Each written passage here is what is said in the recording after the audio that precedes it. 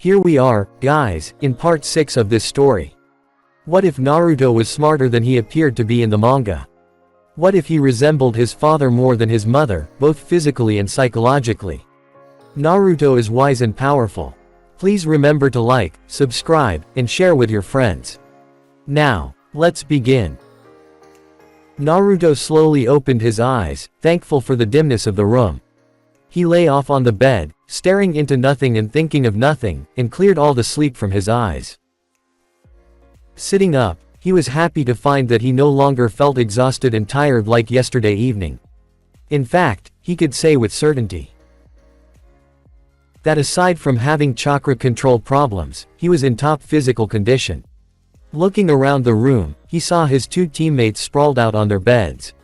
Like him, they hadn't bothered to change or freshen up. They had probably fallen out a little after him. He took the opportunity to hit the shower first and moved to the bathroom. 20 minutes later, he was clean and fresh in a new pair of clothes, and Sasuke and Sakura were just beginning to stir when he walked out of the bathroom. He grinned at their half-sleepy forms. "Hey guys," he exclaimed a bit too loudly. He grinned a bit more when they just grumbled angrily. No one liked loud noises in the morning. He chuckled, "Anyways, I'm heading off to breakfast in the canteen.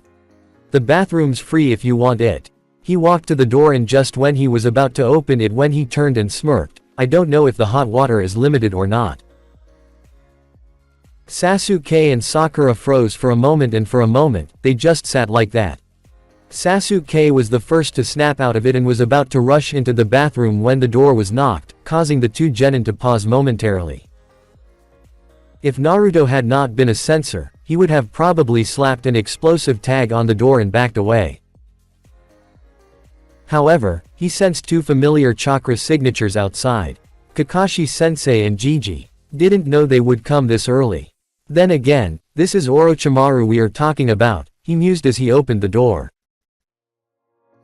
Hiruzen and Kakashi's serious faces greeted him on the outside.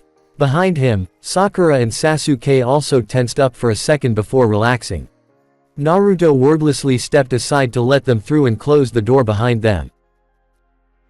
Hiruzen turned to Naruto and said in a tone that unconsciously caused Naruto to straighten his back. "Iruka said that you encountered Orochimaru in the forest." Naruto nodded just as seriously, "Hi, Hokage-sama." He then recounted everything, beginning from the time when they first encountered him. How he was forcefully separated from his team, how he and Sasuke teamed up to take him down and failed spectacularly. "I don't know what happened after I was knocked out, but I can take a guess," he said, glancing at Sasuke, who tensed up. Hiruzen and Kakashi both knew very well that when Naruto said that he could guess something, it was something worth witnessing. Naruto never guessed anything, he always observed, and when he had gathered his facts, he connected them in such a way that it was hard to argue with him when he had presented his deduction. Seeing Gigi's and Kakashi's anticipating looks, he continued. "I woke up a day after I was knocked out. I was mostly fine, but when I emerged from our hiding spot, I observed that we had been ambushed. An unconscious Lee was in the clearing. When I observed Team 10's faces, they positively did not know when Lee had come, which meant Lee had arrived before Team 10 came to our aid. He was knocked out when I saw him. But," he said, glancing at Sasuke, who was staring at him with a neutral face, something was wrong with Sasuke. He didn't mince his facts. The whole room turned to face Sasuke, who had adopted a scowl. Naruto continued his explanation. "I felt a strange chakra emanating from him. It felt very evil, for the lack of a word. It also caused him to become extremely ruthless while under its effects. What's more dangerous is that the feeling of that chakra was quite similar to what I felt from Orochimaru." Both Hiruzen and Kakashi had wide eyes at what had happened. Naruto seemed not to notice their shock as he still continued speaking. He was covered in strange black marks that were spread over the left side of his body. Judging from his euphoric and ruthless behavior, I'd say he was under the effects that are quite similar to when shinobi receive a major boost in power. However, an accidental slip caused him to get knocked out, and while it was only for a fleeting moment, I saw the marks receding to underneath his left collar. That confirmed Hiruzen's and Kakashi's worst suspicions.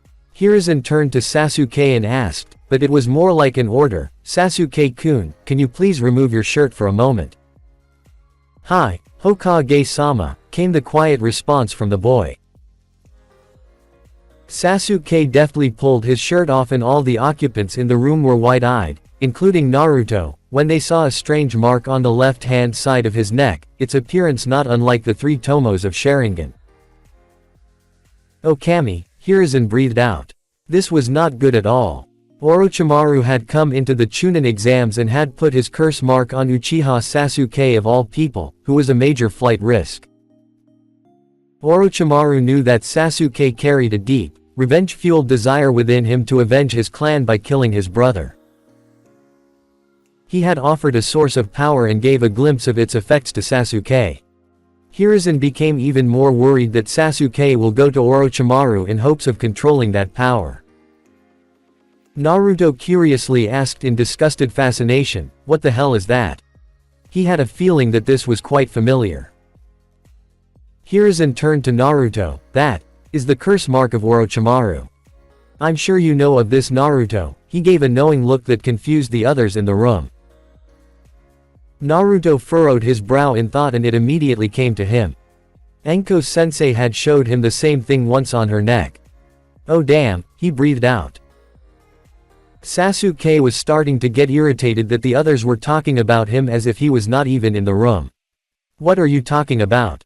he near snarled at the 3. Naruto turned and walked towards Sasuke, pressing 2 fingers to the seal. While his sensory abilities were still blocked, being in contact with the seal negated the handicap. For a moment he just felt it out, brushing against it with a tiny amount of his chakra. He ignored Sasuke's flinch at the burn of the seal and thought for a moment on how to explain it to someone who did not even know the F of Fuinjutsu. "This seal.it might sound extremely bad on my part, but it's quite a beauty. It's so complicated, so intricate that it will take years of study to try and find a counter to it. It's like a storage seal that can only be activated by you. If I had to make a guess, judging from when I previously observed you using this seal, it has Orochimaru's chakra in it. Not exactly the same, but just enough to tell that it's similar." He laid out his analysis. Hiruzen nodded, "Very good analysis, Naruto-kun. That's exactly what it is. However, there is a risk in using it. A grave one." Sasuke raised an eyebrow. "What is the risk?" Naruto narrowed his eyes at not just Sasuke's question, but also the way he asked it. He could not say with certainty, but he almost felt like Sasuke was considering using that chakra. Naruto cut in before Gigi could speak. "In the short time that you used it, it probably must have felt euphoric to you. A rush of power so potent and heightened, unparalleled by anything you've felt ever before. Am I wrong?"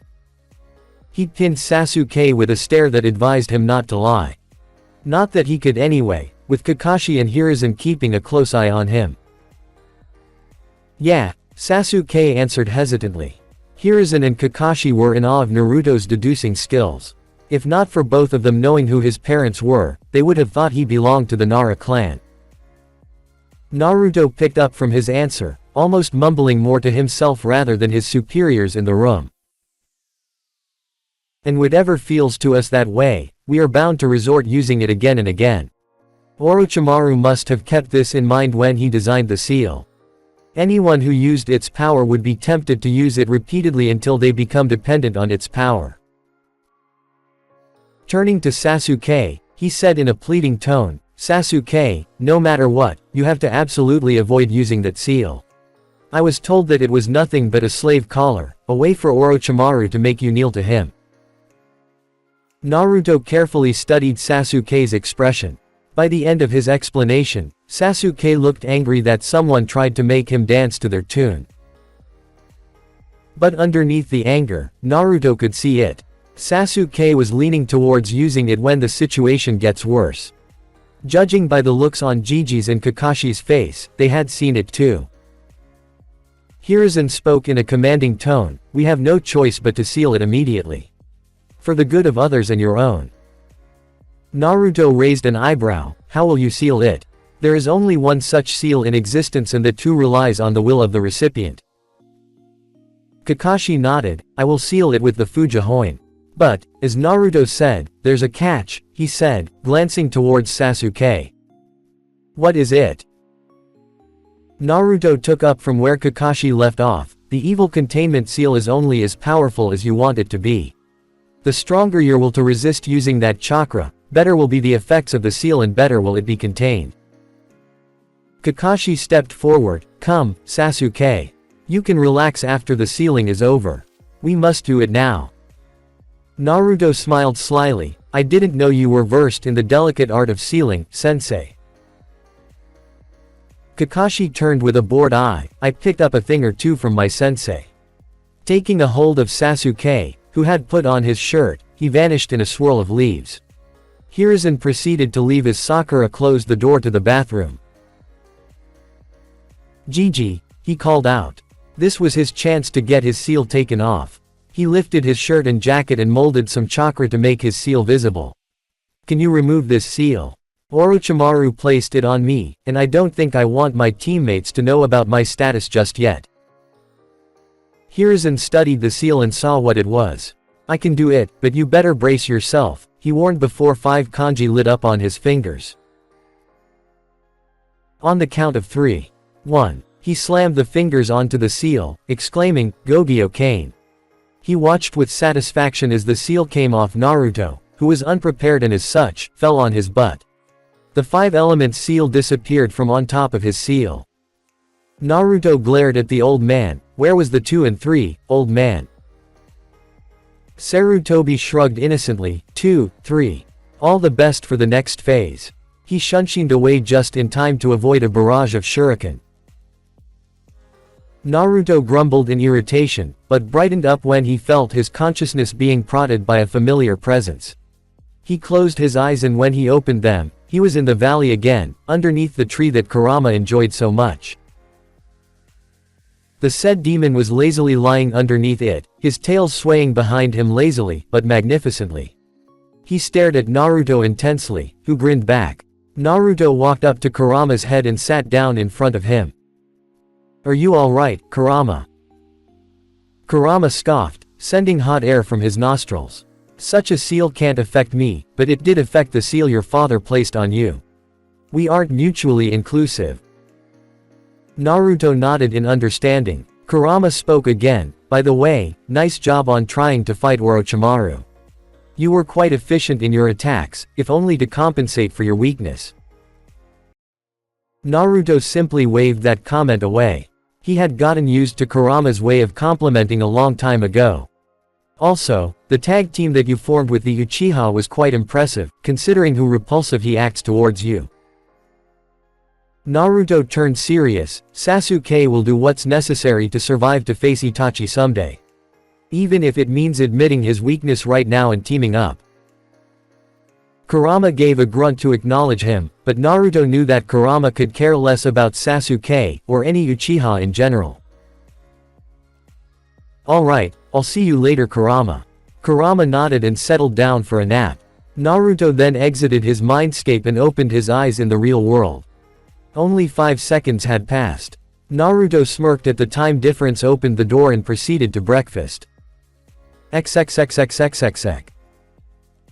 The next 2 days were pretty much uneventful.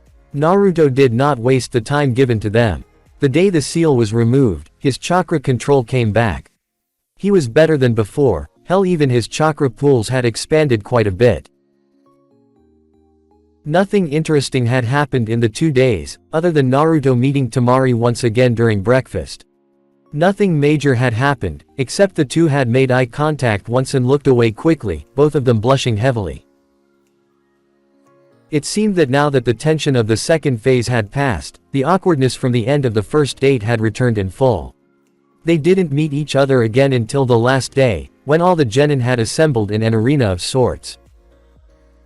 They were pleased to find that all of the Konoha teams had made it, along with the Oto team as well. He already knew about the Suna team. All of the genin stood in a formation before the Sandaime, who looked serious and imposing, every bit the shinobi he was known to be. He observed all the genin from under his hat, and Naruto could see none of the kindness that he was usually known for by the people of his village. Congratulations on successfully completing the first half of the Chunin exams. You all have proven you at least have the will to become Chunin. But will is not enough by itself, however strong it may be. It's time I revealed to you the real reason why Chunin exams are held, one of the many truths you will no doubt learn later in your life, he addressed them. In reality, the Chunin exams are games of war, a representation of the conflicts between all the nations.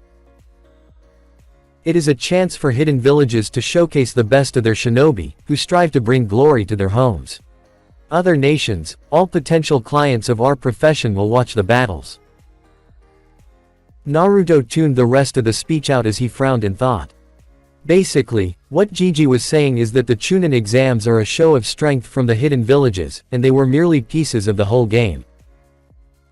It made perfect sense to him though. The village received more missions and commerce, and in turn put more money in his pockets. He had no complaints to make as long as he was getting his due. He returned his attention to the front when Hiruzen cleared his throat.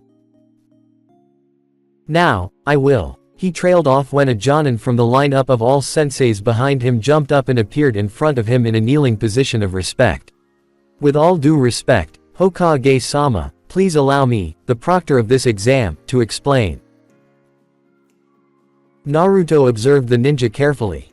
The man was decently tall, bandana with metal plate attached covering the most of his brown hair save for the few in the front. The bags underneath his eyes indicated an exhausted and, if the repeated coughs were anything to go by, a chronically sick nature.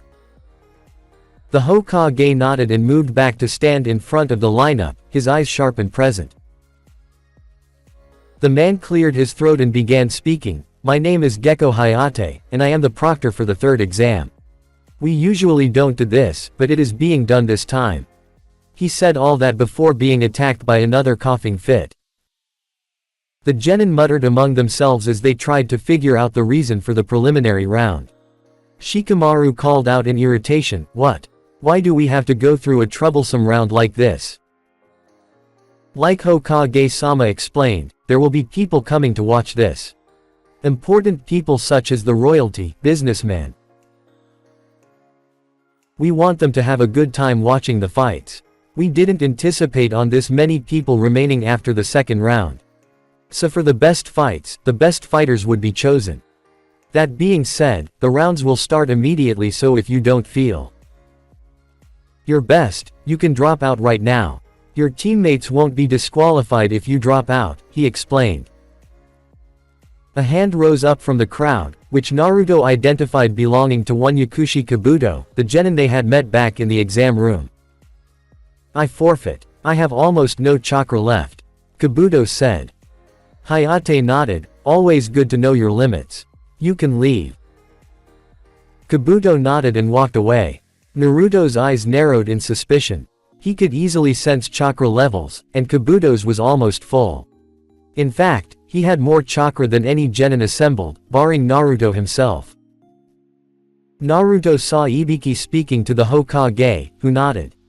Nothing more, he turned his gaze back front. Speaking of sensing, Naruto's gaze shifted and landed on one of the Jonin from Oto. His chakra was as normal as any of the Jonin, but the very familiar maliciousness in his chakra gave him away. He was the only Jonin who had such a feeling to his chakra.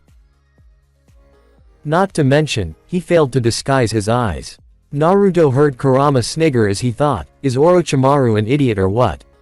I'm surprised those snake-like eyes haven't been caught by Gigi yet. He turned his gaze away just before Orochimaru faced his direction. Naruto kept his cool, knowing that he wasn't the target of Orochimaru's stare. Hayate explained that now that the number of genin was even, they will now have 10 one-on-one matches. The victors will proceed to the final stage of the Chunin exams. He explained all the regular rules of an authorized shinobi fight and started the matches. All the teams and senseis went up to the balconies. Foreigners on the right and Konoha on the left. They all turned to the screen to see names flashing by, before they stopped on the first two. Akado Yoroi vs Uchiha Sasuke. Naruto rose an eyebrow. Looks like you're first, Sasuke. All the best. He wished the boy luck, but it wasn't said genuinely.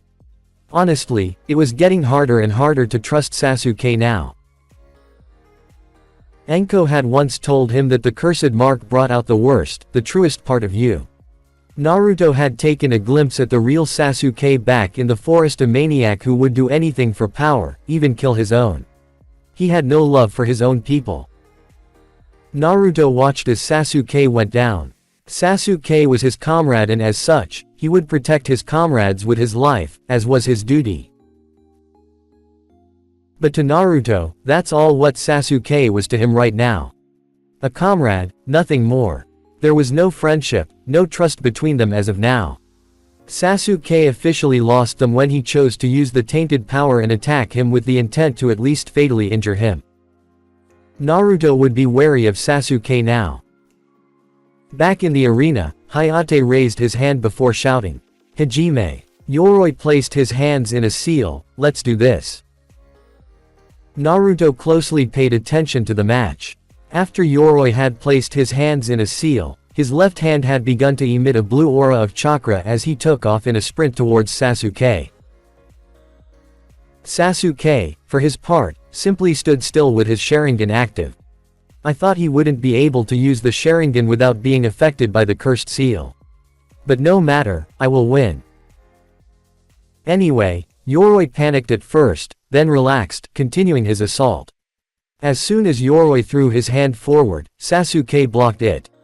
However, he was shocked when he could feel his chakra leaving him. I have the ability to absorb another person's chakra through my jutsu. You don't have a chance, Yoroi said smugly.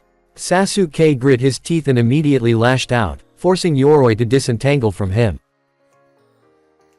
Sasuke stood at a distance, breathing heavily. He had deactivated his Sharingan.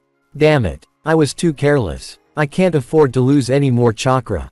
I have to finish this fast, or I risk exhaustion from his jutsu, he thought furiously. Yoroi gazed at Sasuke, feeling smug about his apparently easy victory. However, that feeling soon disappeared when Sasuke seemed to disappear as well, right in front of his eyes.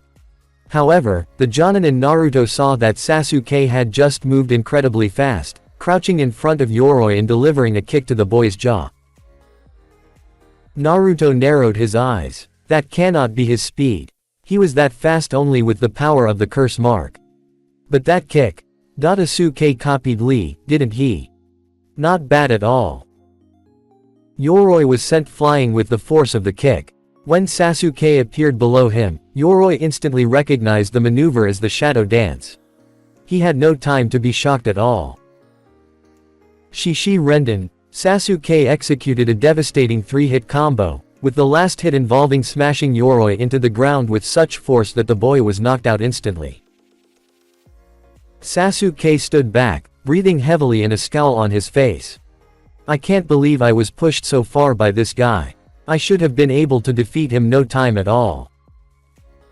Hayate checked if Yoroi was knocked out. When he was, he stood up and announced Sasuke's victory.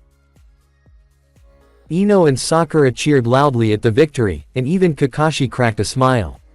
But Naruto was standing with a neutral expression, just looking at Sasuke and replaying the fight in his head. He copied Lee's techniques back when they were fighting. That Sharingan. Quite a useful way to learn techniques, he speculated. Then he looked at Lee, who looked a bit downcast. I guess that's how everyone feels when they have all their hard work copied by the Sharingan in just a blink. I'll have to be careful from now on. Sasuke might just be looking for opportunities to use the Sharingan on me, he thought. The rest of the fights that followed were quite interesting. The next fight was Shino vs Zaku. According to Naruto, Shino won in a true shinobi fashion. Zaku could only use one arm, but he almost got Shino with his attack Zankuaha. But despite being hurt, Shino was able to trap Zaku with his Kikaichu in a checkmate. The bugs had actually stuck inside the holes of Zaku's arms, rendering them completely useless and making it a victory for the Aburame. The next match was Kankuro vs Tsurugi, the genin from Kabuto's team. The match was very short. Tsurugi could contort his body, his arms and limbs getting longer and trapping Kankuro in his grasp. At first, it seemed that Kankuro's neck was snapped, but it just turned out to be the puppet, while the real Kankuro was the one in the bandages. He turned the tables on Tsurugi and trapped his in the grasp of his puppet, breaking several of his bones. Tsurugi lost the match and Kankuro was declared victorious. The next match was Sakura vs Ino.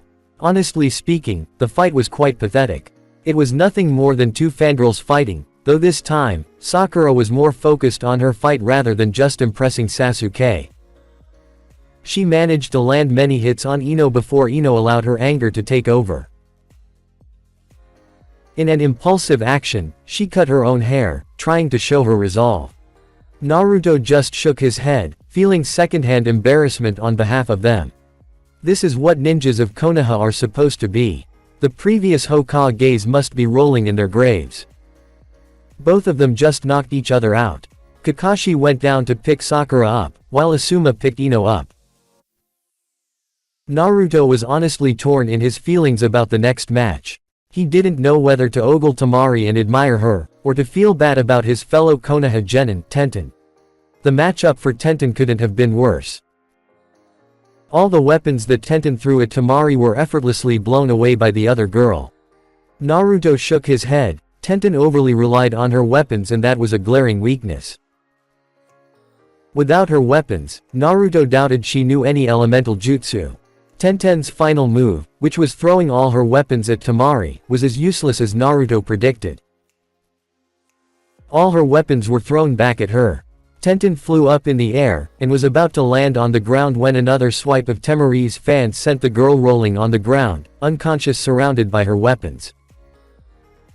Lee seemed to take Tenten's defeat quite personally, and felt that Temari was a bit too harsh. He moved to attack Temari, who just blocked the attack with her fan. The world of the shinobi is harsh, Lee. What Temari-san did was actually quite mild, Gai-sensei said in a solemn tone as he guided Lee back upstairs. Temari scoffed at Lee and turned to go back upstairs, when she stole a glance at Naruto. He was looking at her with a warm smile, silently mouthing his congratulations with a wink. She blushed and looked away from him, walking back to her brothers. The next match was Shikamaru vs Kin, a genin of the Sound team. Naruto actually enjoyed watching his friends match. Shikamaru's intellect never failed to surprise him. She used needles tied with bells towards Shikamaru, who figured she would throw one with the bell and one without the bell to confuse him. She threw more bells, all dodged by Shikamaru.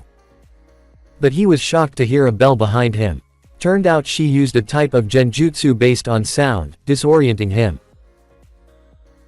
After a little struggle on his part, Shikamaru managed to trap her in her shadow imitation technique. He threw a shuriken at her, causing her to do the same and dodged, but the wall was in her way and she was easily knocked out. All in all, it was a great match. Shika can go far if he focuses a bit more on the versatility of his techniques instead of just relying on the clan techniques, he thought with a smirk. He nodded to the guy, congratulating him on the match, but the boy just muttered troublesome and walked away. It was finally his turn. And his match was against Kiba. Naruto just sighed at the matchup, whereas Sakura and Kakashi seemed to wince. Even Sasuke felt his eye twitching. Kiba was in for a rough time. "Ha! We got lucky, Akamaru." Kiba gloated, jumping down into the arena. Akamaru gave an enthusiastic bark of agreement. Naruto also jumped down into the arena. Now was the time to show a little of what he was capable of. Kiba didn't know of his true strength like his own team and Team 10, so he was likely to be underestimated. On the other hand, Kiba was likely to stick to clan techniques. This was a great opportunity to learn Kiba's ways of fighting. He wouldn't be revealing anything significant of his own. Naruto stood across from Kiba as Hayate stood between them. Kiba smacked his right fist into his other palm. "Hey, I feel bad for you, Naruto. I'll end this in just one punch." Naruto showed no reaction at that. In fact, the Konoha Jonin except Kakashi were quite unnerved at the lack of reaction from the resident prankster of Konoha. His face was devoid of expression, eyes giving nothing away. It reminded them too much of a certain missing Uchiha. Hajime. Naruto did not bother falling into a stance. First, he would let Kiba do all the work, showing him all his techniques. He was not disappointed when Kiba underestimated him and dashed forward in low Chunin speed, after getting on all fours, an elbow on the way to get buried in his gut. Kiba grinned savagely when he neared Naruto. He doesn't stand a chance against me. However, that thought was thrown out of the window when Naruto sidestepped at the last second. Kiba was going too fast to stop, so he just went past him. Naruto grabbed Kiba's jacket from behind and threw him back towards Orochimaru. Kiba grunted as he landed on his back, managing to flip up after the landing. Naruto just stood there, arms at his sides. He called out, "Don't give less than your best, Kiba. Or you won't even stand a chance of winning." Up in the stands, Kurenai frowned and turned towards Kakashi. "Kakashi, your genin is being quite cocky, despite being the dead last of his batch." Kakashi nodded, he has every right to be. Kurenai scoffed and turned back to the fight. "Kiba will thrash him, Kakashi. Naruto is no match for his speed." She missed the entirety of Team 7 wincing. If only you knew, they collectively thought. She was about to be proven wrong. Down in the arena, Kiba was scoffing. "I don't need my best attacks to beat you, Naruto." However, Naruto was no longer in front of him. His eyes, along with all the Jonin present, widened. He turned around in almost a whiplash and panic gripped him when he saw Naruto holding Orochimaru by his front legs, the puppy whimpering in fear. Naruto's voice was as cold as his eyes. "Is this enough of an incentive?" Kiba grit his teeth. "I didn't even see him move. How is he this fast? And he's got Orochimaru." Kiba didn't waste any more time. "Orochimaru." He tossed a pill into the open mouth of the dog. Naruto immediately dropped the puppy and retreated to a safe distance.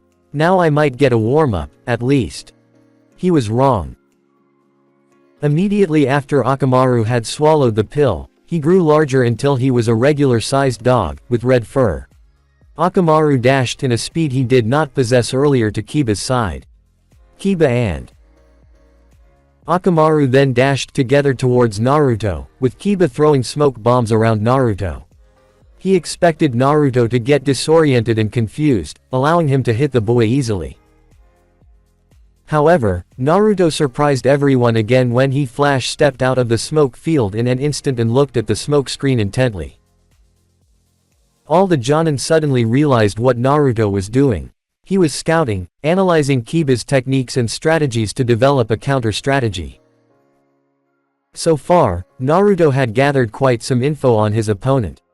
The Inuzuka clan employs Ninken to aid in their battle. From what I have seen until now, Kiba's style is purely offensive, relying on speed and ferocity and augmented by Orochimaru. His fighting style utilizes his claws. Kiba is hot-headed, plunging headfirst into this situation without any strategies, believing he can overpower me with brute force and speed. However, he employs distraction tactics when brute force does not work. The smoke bombs were to confuse me, and taking advantage of that, it would allow Kiba would land his attacks. The whole train of thought took less than a second. Naruto knew Kiba had much more to reveal. "Oi, Kiba, there is no one in there, you smelly dog." Of course, Naruto meant no offense. It was purely to provoke Kiba into attacking him with his strongest attack, revealing his trump card to all. As expected, Kiba took the bait and rushed out of the smoke screen with Orochimaru, both snarling furiously. "You'll pay for that, Naruto." Finally, he revealed it. He crouched on all fours again, with Orochimaru climbing on his back. Giju Ninpo. A puff of smoke revealed that Orochimaru had transformed into Kiba, with both the Kiba crouched on the ground. Kurenai smirked on the railing. Seems that your student is done for Kakashi. He may be fast, but not fast enough to avoid both of them at the same time. Kakashi just smiled at her. We'll see, won't we? In the arena, both the Kibas took off towards Naruto, their speed greatly increased. However, Naruto surprised everyone present when he nimbly dodged all of their efforts to land on him. What confused the Team 7, however, that they didn't know Naruto incorporated his fighting style to be so flexible. They didn't know that Naruto had indeed incorporated the snake-style taijutsu in his own style of fighting. This continued for about 10 seconds, after which Naruto decided that Kiba was still hiding his ultimate technique. He absently dodged a Kiba by leaping into the air, thinking on how to make him reveal it. Kiba grinned when he saw Naruto leap into the air to dodge Orochimaru. It was pissing him off on how easily he was dodging them. He never knew Naruto was capable of being this fast. But now he had their chance. Gatsuga. The cry snapped Naruto out of his thoughts, noticing too late the twin swirling tornadoes heading towards him in midair. He cursed for letting his concentration slip and immediately threw a kunai behind the duo before he got hit with them. Kurenai smiled in satisfaction as she saw Kiba using his strongest attack to smash Naruto into the ceiling of the arena. Your student lost, Kakashi. Might as well go and collect him, because that was Kiba's strongest attack. Naruto won't be getting up anytime soon. Kakashi smirked beneath the mask. Well, it's not over yet, Kurenai. Kurenai narrowed her eyes and looked down, eyes widening along with Asuma and Guy when they figured out what happened. Kiba stood triumphantly over the downed form of Naruto. Hey, you might be tough, but not tough enough. Gatsuga is a crippling attack, and you just The Naruto on the floor puffed into smoke, revealing just a kunai. Kiba spun around just in time to receive a blow to his stomach that sent him barreling into Orochimaru. Naruto carefully kept his eyes on the real Kiba as they rolled. The next part of his plan required it. He taunted Kiba, I am getting bored, Kiba. I am finishing this now, if you don't mind. Without a seal, a shadow clone popped up beside him. I'll give you only 30 seconds. Try to knock me out, will you? With that, both of them separated, the clone going after Orochimaru and Naruto facing Kiba. In the next 30 seconds, Naruto dodged 3 Gatsuga, all the while looking relaxed. He was waiting for the perfect opportunity, which arrived finally when Orochimaru had to take a breath. Kiba barreled towards him with another Gatsuga, finally hitting him. The attack sent Naruto barreling into the wall on the other side, causing it to crack a little. Kiba was lightly panting as he stared at the downed form of Naruto. That'll teach you not to get me angry. However, panic gripped him for a second time in the whole fight when another puff of smoke revealed just who he had hit. Orochimaru lying on the ground, unconscious and heavily injured, if the blood was anything to go by. He turned around with wide eyes to see Naruto and his shadow clone smirking, both sharing a fist bump after which the clone dispelled. The Jonin above were dumbstruck. None had expected Naruto to substitute with Orochimaru at the last second. Naruto had used a simple, but a very clever tactic to take Orochimaru out of the fight. Now that Kiba was alone, the Konoha Jonin were rethinking the fact whether Kiba would be able to beat Naruto or not. Naruto said while smirking, now that your partner's out of the fight, it's your turn, Kiba. Kiba's eyes were wide with disbelief at how Naruto had completely turned the tables on him. Naruto, except for the punch that sent him into Orochimaru, had not attacked once. Instead, he just let the fight progress, letting Kiba do the work for him and taking Orochimaru out instead of himself. Naruto created 4 shadow clones that popped into existence with a half-ram seal. They all surrounded Kiba, who cursed at his situation. What happened next would be remembered by everyone. The Naruto in front of Kiba punched him fast and hard, sending him into the Naruto behind him, who roundhouse kicked him into the Naruto on his left. That Naruto spun anti-clockwise and his left leg caught Kiba in the chest, sending him backwards into the fourth Naruto, who kicked Kiba so hard in the chin that Kiba swore he felt his teeth crack as he was sent flying across the arena in an arc. Naruto then jumped across the arena himself, having timed the jump such that he was above Kiba in midair.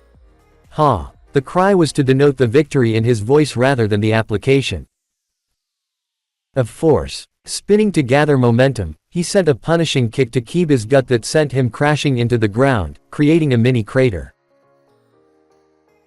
He landed in a crouch a few meters away, facing away from Kiba. He already knew that Kiba had passed out from the pain. He looked over to Hayate, who was confirming Kiba's condition. Finding him to be unconscious, Hayate rose and declared, "Winner, Uzumaki Naruto." The entire crowd, including Naruto's team, was speechless. The teams outside of Konoha were gaping at the blonde, who was not even out of breath. What kind of training did Konoha give to this guy? The team from Suna had varied reactions. Kankuro was slightly sweating, not because of the punishment Kiba went through, but at how effortlessly Naruto delivered it. Temari had a hand over her mouth to prevent anyone from seeing that she was gaping in amazement. She had figured Naruto was strong, but not this strong. He had finished the fight with just a shadow clone and taijutsu, not to mention he didn't use any weapons, except for the kunai which he just used for replacement. He had not given away any of his trump cards, and could dish it out hard without resorting to any of them. He wasn't even out of breath. But the reaction from Gaara was the one that worried them the most. "Uzumaki Naruto," he whispered, a crazed expression coming onto his face. "You'll prove my existence." Naruto walked up the stairs confidently, but stopped when Kurenai stepped in front of him, an incensed look on her face. "Was it really necessary for you to be so brutal?" Naruto folded his arms and replied, "I fail to see why you're so incensed." Kurenai put her hands on her hips and glared hard. "I believe, from your performance, that you were skilled enough to simply knock him out. Why didn't you?" Naruto checked in his peripheral vision that all the Konoha nin on the railing were watching in interest. Turning his attention back to Kurenai, he said, "You won't understand. Besides, there are people my age who are way stronger than me.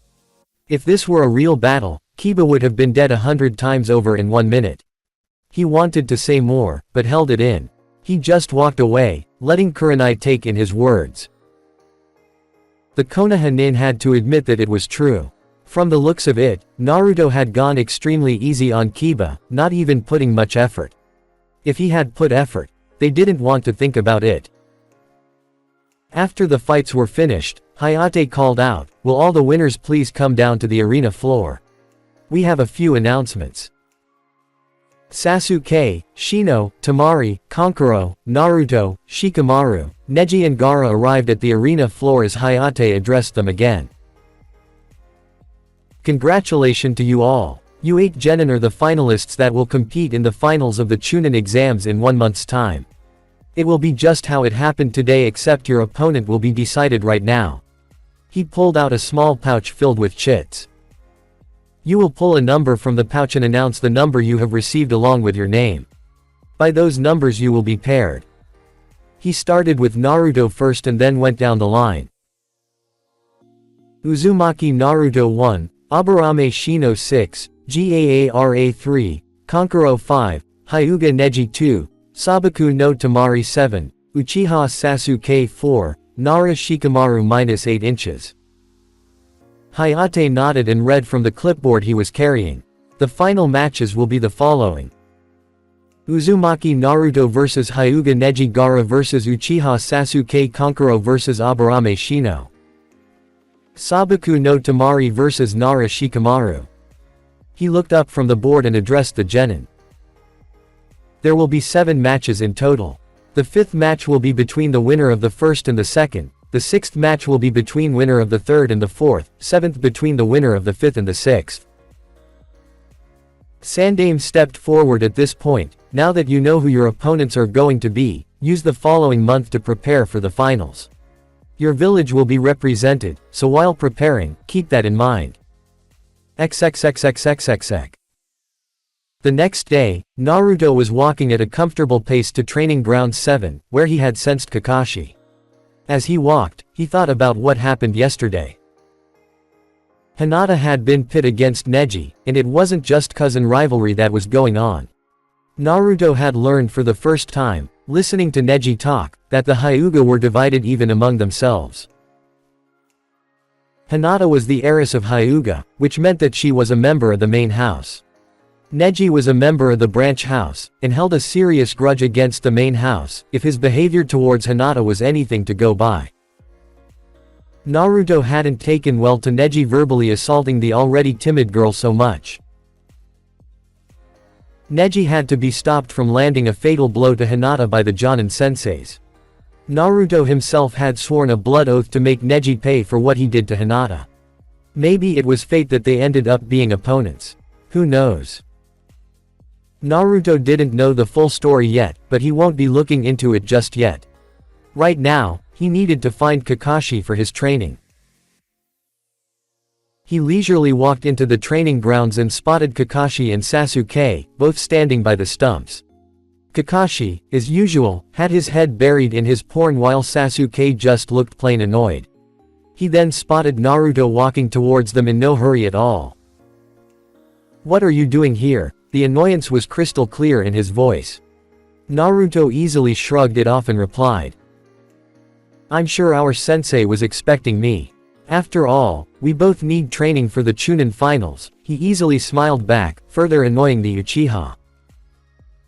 "I was, indeed, expecting you, Naruto," Kakashi said, snapping his book shut. He regretted for what he was about to do, but it couldn't be helped. Naruto stared intently at Kakashi, straight in his visible eye. There was something going on that he did not know. Casting a bored glance at Sasuke, he couldn't find anything.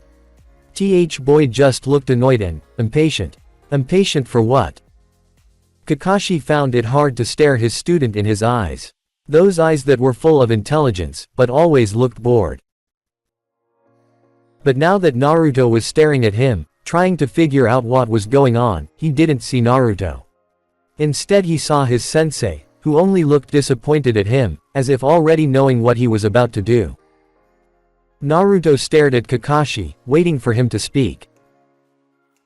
But for some reason, the usually cool Jonin looked a tad bit uncomfortable.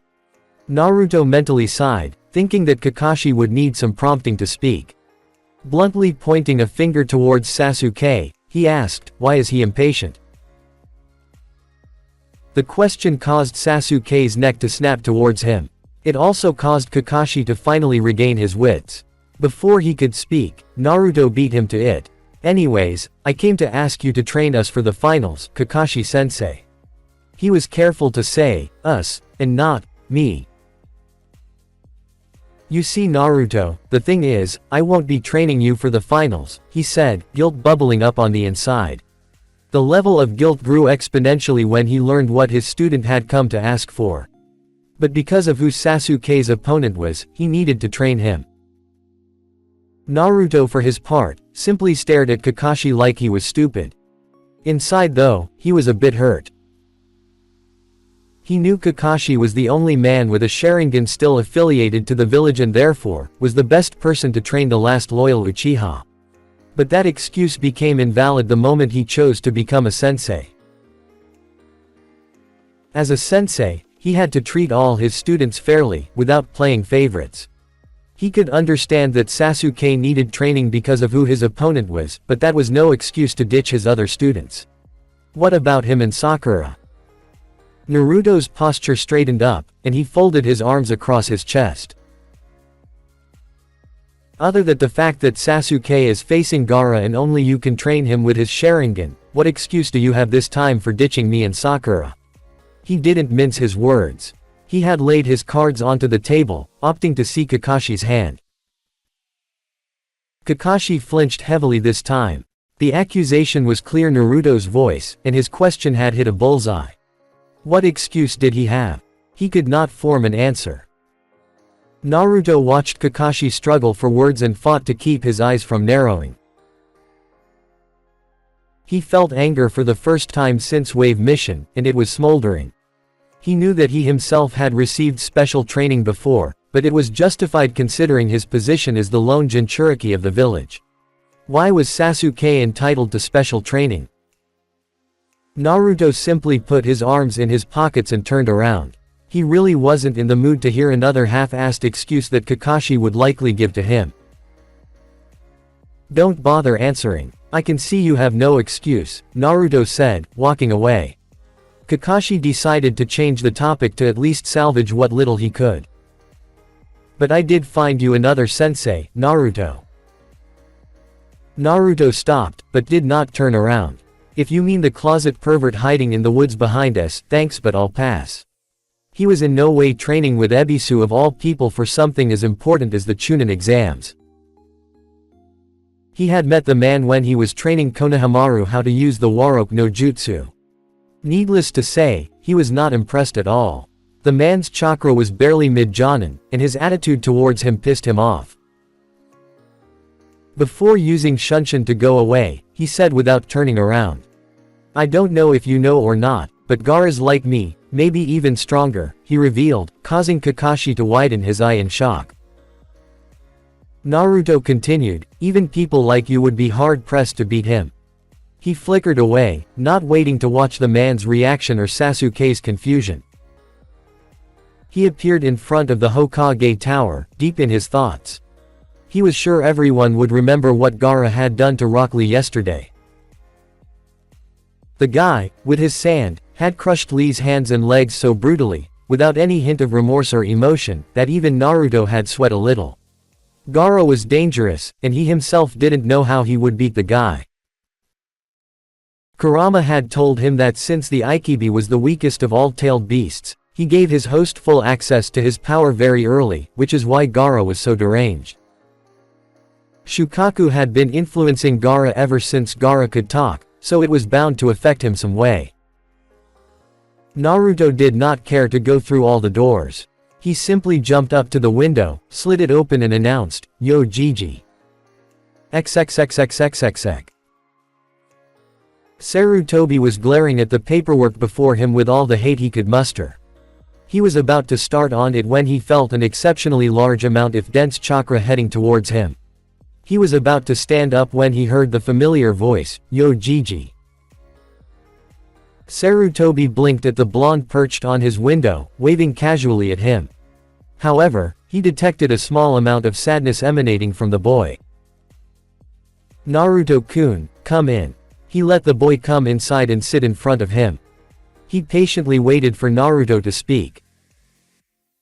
Naruto deliberated how to say it, but decided that laying it out seemed the best option. I need someone to train me for the finals. He had expected the confusion on Gigi's face. Why? What happened to your sensei? Naruto managed to keep the bitterness out of his voice. He is training Sasuke for the finals. Sarutobi had been a shinobi for almost 70 years, and therefore was adept at reading the emotions of people, especially the hidden ones. So it immediately became clear to him what had happened and his eyes hardened. Kakashi promised me he would treat his students without favoritism. How dare he break that promise? I knew he would be conflicted between Obito's and Minato's legacy.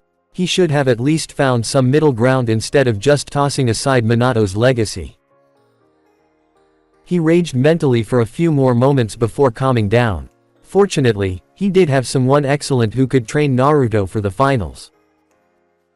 Very well, Naruto. I will speak to Kakashi later, but for now, I do have someone who could train you. Naruto's eyes lit up with hope. You do?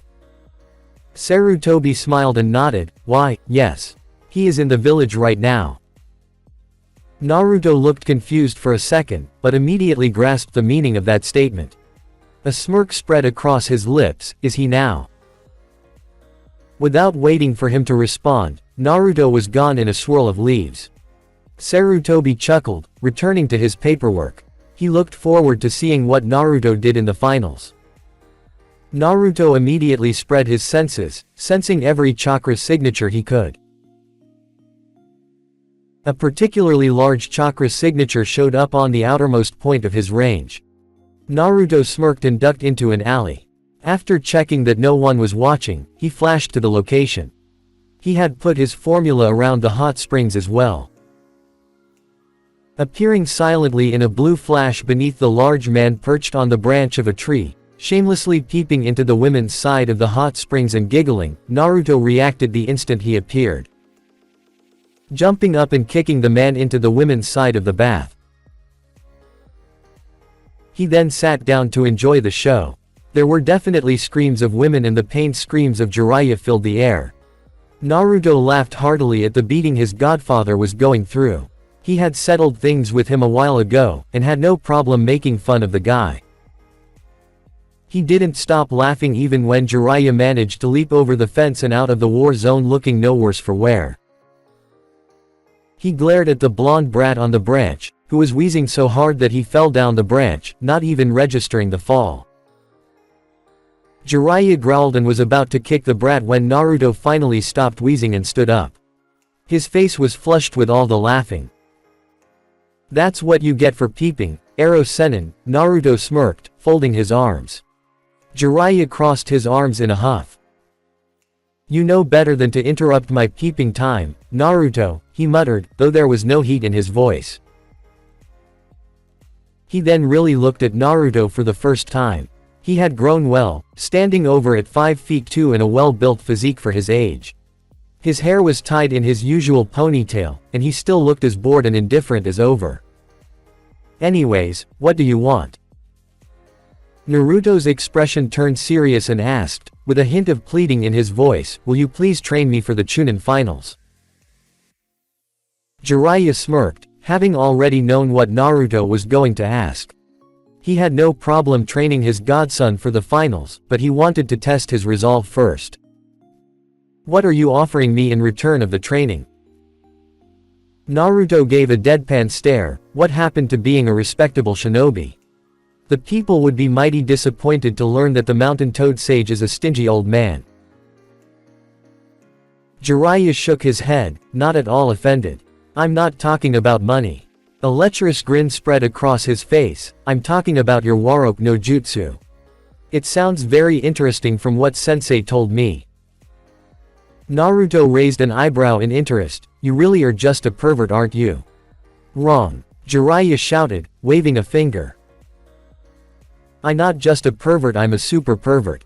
Naruto let a smirk across his face. "Let's see you hold up against this." With a ram seal, Naruto was replaced with a naked, buxom young woman with smoke covering her most sensitive areas and her pigtails waving gently in the breeze. "Is this what you were referring to, Jiraiya-sama?" Naruto asked cutely with a finger on her lower lip. For a moment, he thought Jiraiya would fall over in a nosebleed. His eyes were bugged out to the max, and the man almost looked like he'd have a heart attack on the spot. But suddenly, he surprised Naruto with a two-way thumbs up, hearts replacing his eyes. Quote, "That's very good," he almost crowed in praise. "Alright kid, I'll train you." "Great." Naruto cheered and almost released the jutsu when Jiraiya stopped him. "One condition though." Jiraiya stopped him. "What?" "You have to keep that henge on the entire time we're training." Naruto dispelled the jutsu, looking plain annoyed. "You are way over the top sometimes, Ero Sennin." "Don't call me that, brat," he barked, bonking Naruto on the head. "Fine, I'll train you. Meet me here tomorrow, morning 7 o'clock. Don't be late." Giving a two-fingered salute, he was gone. Naruto chuckled. It was good to see his godfather after such a long time, and he was as perverted as ever. He was gone in a blue flash a moment later. XXXXXXX. The next morning he met Jiraiya at the bathhouse again. "Good morning, Ero Sennin." Jiraiya grumbled, "You're really stuck on that name, huh?" Naruto said mildly, "You have to admit though, it's oddly befitting of you." As they walked, Jiraiya explained, "Alright, first I need to have a measure of your current skills, so we'll go in empty ground I know a few ways away. Then after that, I'll help you set up for the things you need to work on, while I do my own work." Naruto interrupted with a dry tone, "You mean peeping, don't you?" Jiraiya didn't even acknowledge the question, leading them into a field with a large lake on the other side of the bushes. Jiraiya stopped in the middle of the field and turned to face Naruto. "Show me what you got." Naruto asked in return, "Should I take off the resistance seals?" Jiraiya considered it and said, "Start with them, then when I say so, take them off." Naruto grinned savagely. He could strike without holding back this time. The thought spiked his heart rate, adrenaline filling his veins. He shot forward in a dash, his right foot towards Jiraiya's face. It was blocked by the man, but Naruto only needed to get close.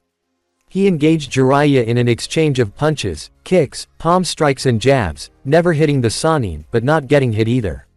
He realized that Jiraiya was just getting serious, so he decided to up the game. Disengaging, he formed the snake seal. Futon. Kei's Yoroi no Jutsu. A spinning ball of wind sped towards Jiraiya, who looked shocked. He knows Futon. He jumped out of the way, seeing the spot he was standing on explode in wind. "I would have been cut in pieces if I had gotten hit with that." He sped through his own hand seals. Ninja art. Toad oil bullet. Naruto's mind worked instinctively, knowing what set oil on flame. Kaiten. Ruka no Jutsu. As soon as the fire impacted the sticky oil, it raced back towards a stupefied Jiraiya. He knows Kaiten. He immediately disconnected the oil. He turned around on instinct to block the punch from the shadow clone, kicking it and causing it to dispel. However, chains of water rose up and wrapped around him in a flash. He knows Suiten as well. However, he was not allowed to dwell on it for long. A cry distracted him. Suiten. Dai Suigaten no Jutsu. Jiraiya stared dumbstruck at the 20 feet tall spinning water drill coming from above, with Naruto holding the dog seal.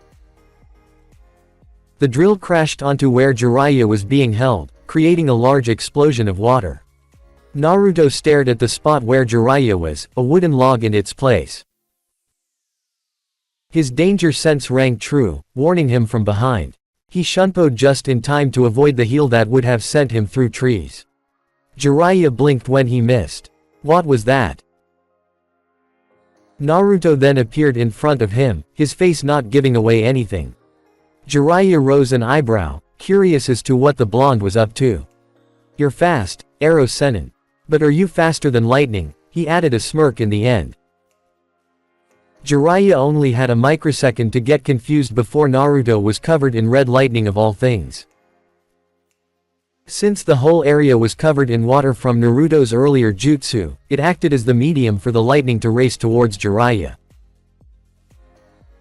Jiraiya was obviously not faster than lightning, so he grunted when he was electrocuted.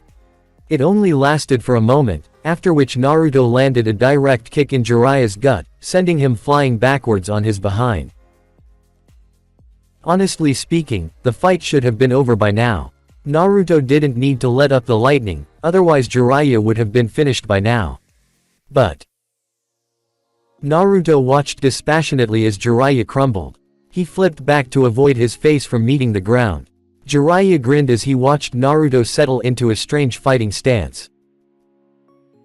He's fast, and his taijutsu style is something I've never seen, but it had elements of the snake style.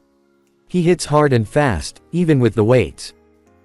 His instincts are excellent, and he doesn't let his guard down even for a moment. He knows 4 nature transformations and he is pretty well versed in them, considering he used 3 of them with only 1 or 2 seals and the lightning without a seal.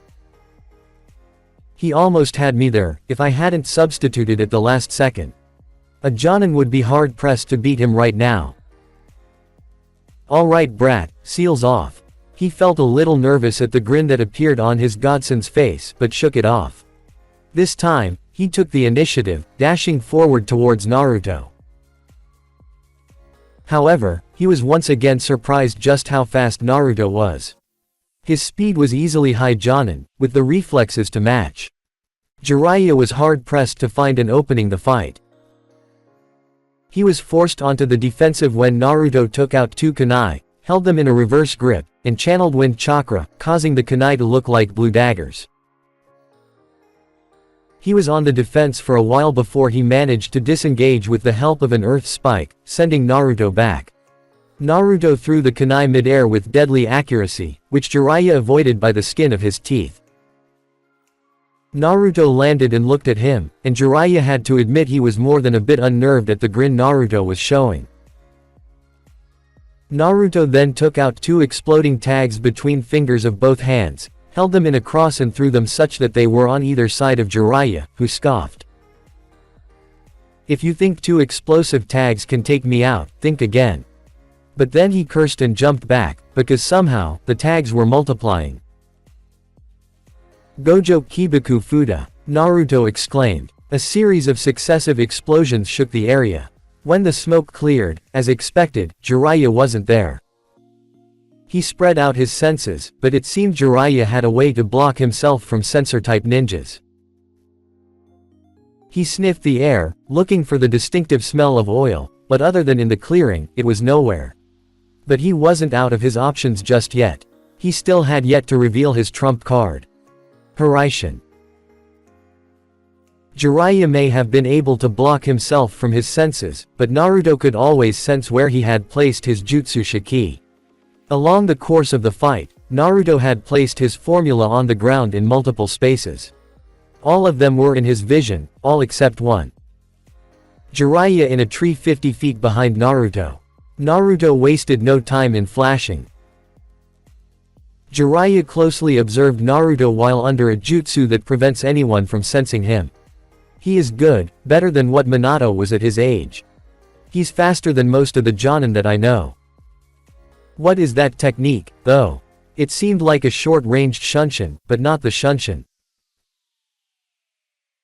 Those explosions though, how did he create those? The tag multiplied into copies, but the explosive power didn't diminish one bit.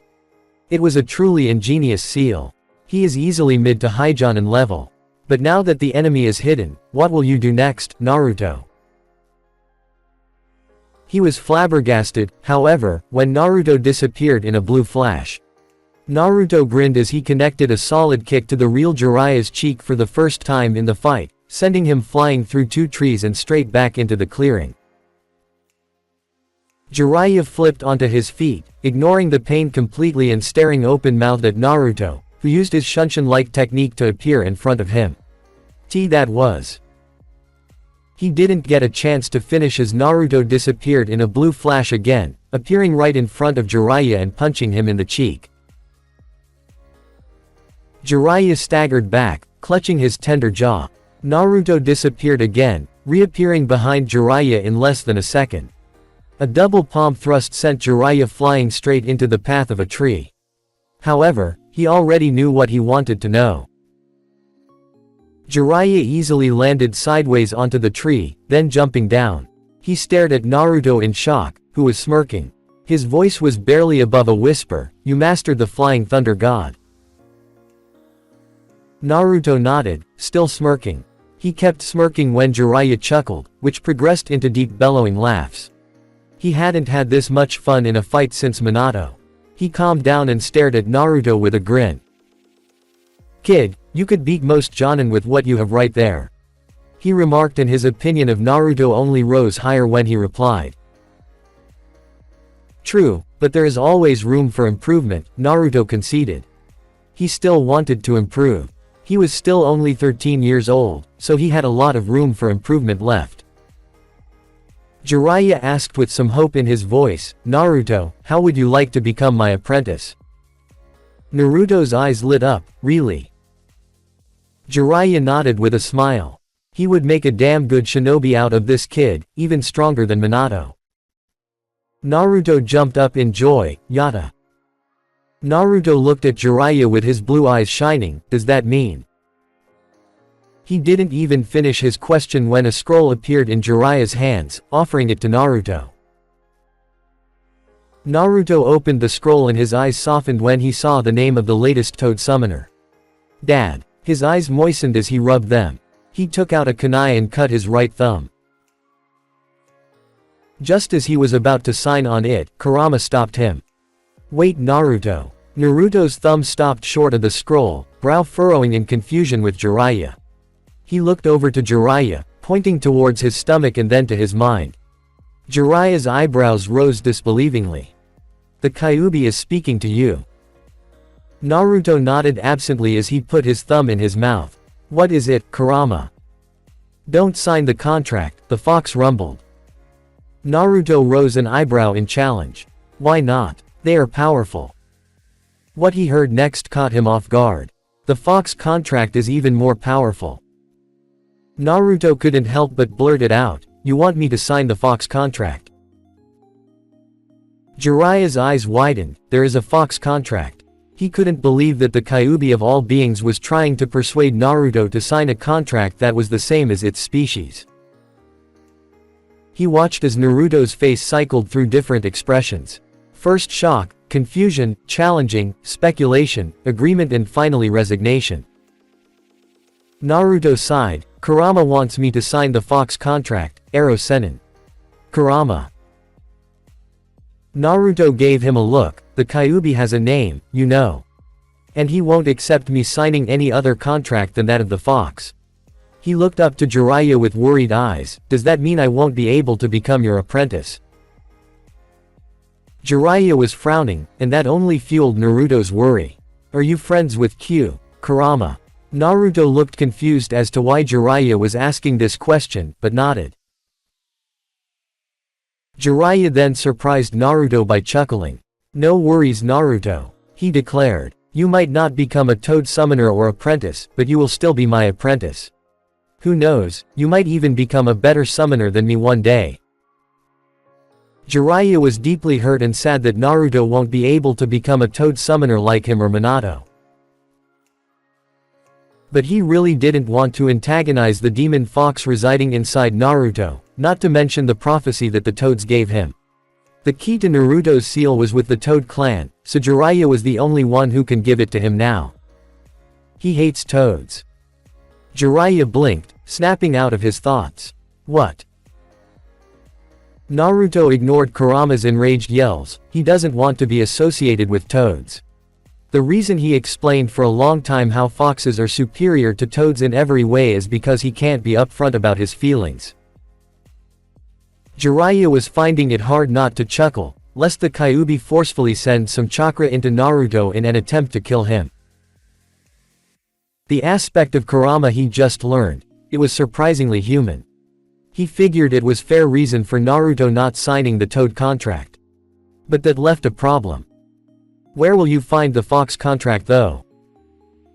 Naruto answered, Kurama told me that for shinobi to use summoning jutsu successfully, they have to have a contract with an animal. But if a shinobi performs the summoning jutsu without a contract, they will be transported to the realm of the animal they are most suited to have a contract with. Jiraiya remembered with a grimace when he had tried to do the same and ended up on Mount Myoboku. That's true. Naruto shrugged, then I will do the same, but my case is a bit special. Due to having Kurama, a fox demon inside me, I automatically qualify to become a fox summoner. So performing the jutsu will take me straight to the fox realm. Jiraiya thought over it a bit. It was a sound theory, but if it didn't work, Naruto would have no way to come back. What if doesn't work? Naruto blinked then winced. Kurama doesn't like other people questioning his intelligence. Jiraiya paled, but nodded and told Naruto the hand signs. You perform the hand signs boar, dog, bird, monkey and ram and slam your hand onto a surface. That's the gist of it. Boar, dog, bird, monkey, ram. Naruto made each hand seal slowly, his anticipation clear for Jiraiya to see. As soon as he completed the sequence, Naruto slammed his hand on the ground. A sealing array, which Naruto guessed was a contract seal, erupted and he disappeared in a puff of smoke. Jiraiya exhaled a sigh and sat down, waiting for his godson to return. XXXXXXX. Naruto appeared in the realm of the foxes, shaking his head at the sight dizziness. The sensation of traveling was not unlike Hiraishin. He heard Kurama's voice in his head, which was filled with the emotion one goes through when they come back home. Welcome to Kitsune no Kuni, Hiwa no Oka. The Hills of Peace. Naruto gazed awestruck at the realm of the foxes. It was the most beautiful place Naruto had ever seen, so exotic that it felt like the true symbolization of nature. It looked very much like a hill station, but instead of houses, a number of caves were on each hill. There were 5 hills in total, leading up to a huge mountain, the top of which was among the clouds. The place was so full of ambience that Naruto had unknowingly sat down just to admire the beauty of the place. He had never felt this close to nature ever before. Naruto had never seen so many foxes in one place before. Beautiful, isn't it? Kurama spoke in a soft tone, well as soft his rumbling voice could become. Naruto agreed in an equally soft voice, afraid that if he spoke above a whisper it would shatter the peace of the place. Yeah. He just kept gazing at the valley, a soft smile on his face, not even noticing that a brown fox had spotted him and alerted the others. A snarl interrupted his thoughts and he found himself gazing at around 15 snarling foxes of different colors, who looked not the least bit friendly. Naruto unconsciously straightened up while sitting Indian style, making eye contact with the lead, silver fox. He didn't mask himself, instead, he revealed who he truly was through his eyes. The fox stopped snarling, and adopted what looked like curiosity on his face. He looked into Naruto's eyes for several moments, Naruto not flinching away for even a moment. "Who are you, human?" The smooth tenor surprised Naruto only for a second, but he recovered. "My name is Uzumaki Naruto. May I know yours? Best to be polite rather than hostile." "Osamu," came the reply. "What are you doing here, Uzumaki Naruto?" Naruto didn't know whether his answer would infuriate Osamu or not, but it would be unwise to lie. Foxes are extremely clever creatures. "I was told to come here by Kurama to sign the contract of the foxes." He gulped when he saw Osamu's face twisting, revealing his sharp teeth. It did not help that Osamu was almost as tall when Naruto was standing. "You have some nerve, addressing the Lord of Foxes by his name, without an honorific no less." Naruto spoke before he would be forced to defend himself, because he lives inside me. Osamu blinked, not understanding Naruto's statement at first. But when he realized what it meant, his face twisted into a snarl once again and he got into an attack position. "Why you? Stop." A simple command from a soft voice caused all the foxes to turn around. Naruto found himself gazing at a regal-looking red fox. The voice was obviously female, filled with power and superiority but at the same time, a warm and comforting tone. She looked beautiful. The red fox strode towards Naruto, assessing him with her gaze. The foxes parted for her and soon she was looking down at Naruto. "Stand up, Naruto-kun." Naruto blinked at the soft tone, but did as she said. Soon, his eyes were level with the red female fox. She gazed into his eyes for a moment, then spoke. "We have been waiting for you, Naruto-kun." Naruto rose a puzzled eyebrow, "Waiting for me?" The red fox smiled and said, "Come, we have much to talk about." She turned around and from the way everyone bowed to her, she must be a pretty important fox around here. He walked after her as she led the way. "I understand Kyuubi-sama told you to come here." "Why yes, he did." The red fox chuckled, "No need to be afraid, Naruto-kun. You are one of us now. Or you will be after you sign the contract." Naruto then spoke, his confidence returning but still being cautious. "I never did get your name, Kitsune-sama." The female fox chuckled, "That's because I never told you. My name is Naomi." Naruto smiled, "Nice to meet you, Naomi-sama." Naomi laughed softly, "You are very well-mannered, Naruto-kun. It is nice to meet you too." Naruto then said, "Not to be rude or anything, but having an animal contract is pretty serious. So shouldn't I be tested if I am worthy of the contract or not?" Naomi easily replied, "The word of Kyuubi-sama is proof enough. Believe me, if Kyuubi-sama didn't think you were worthy, he wouldn't have even told you that we exist." Naruto listened as Naomi told him the history of how the Kitsune contract came to be. Many years ago, way before the era of the cage, Kyuubi was still a free demon.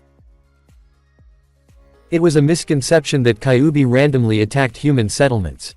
In truth, Kyuubi only attacked those human settlements where the greatest concentration of negative feelings was.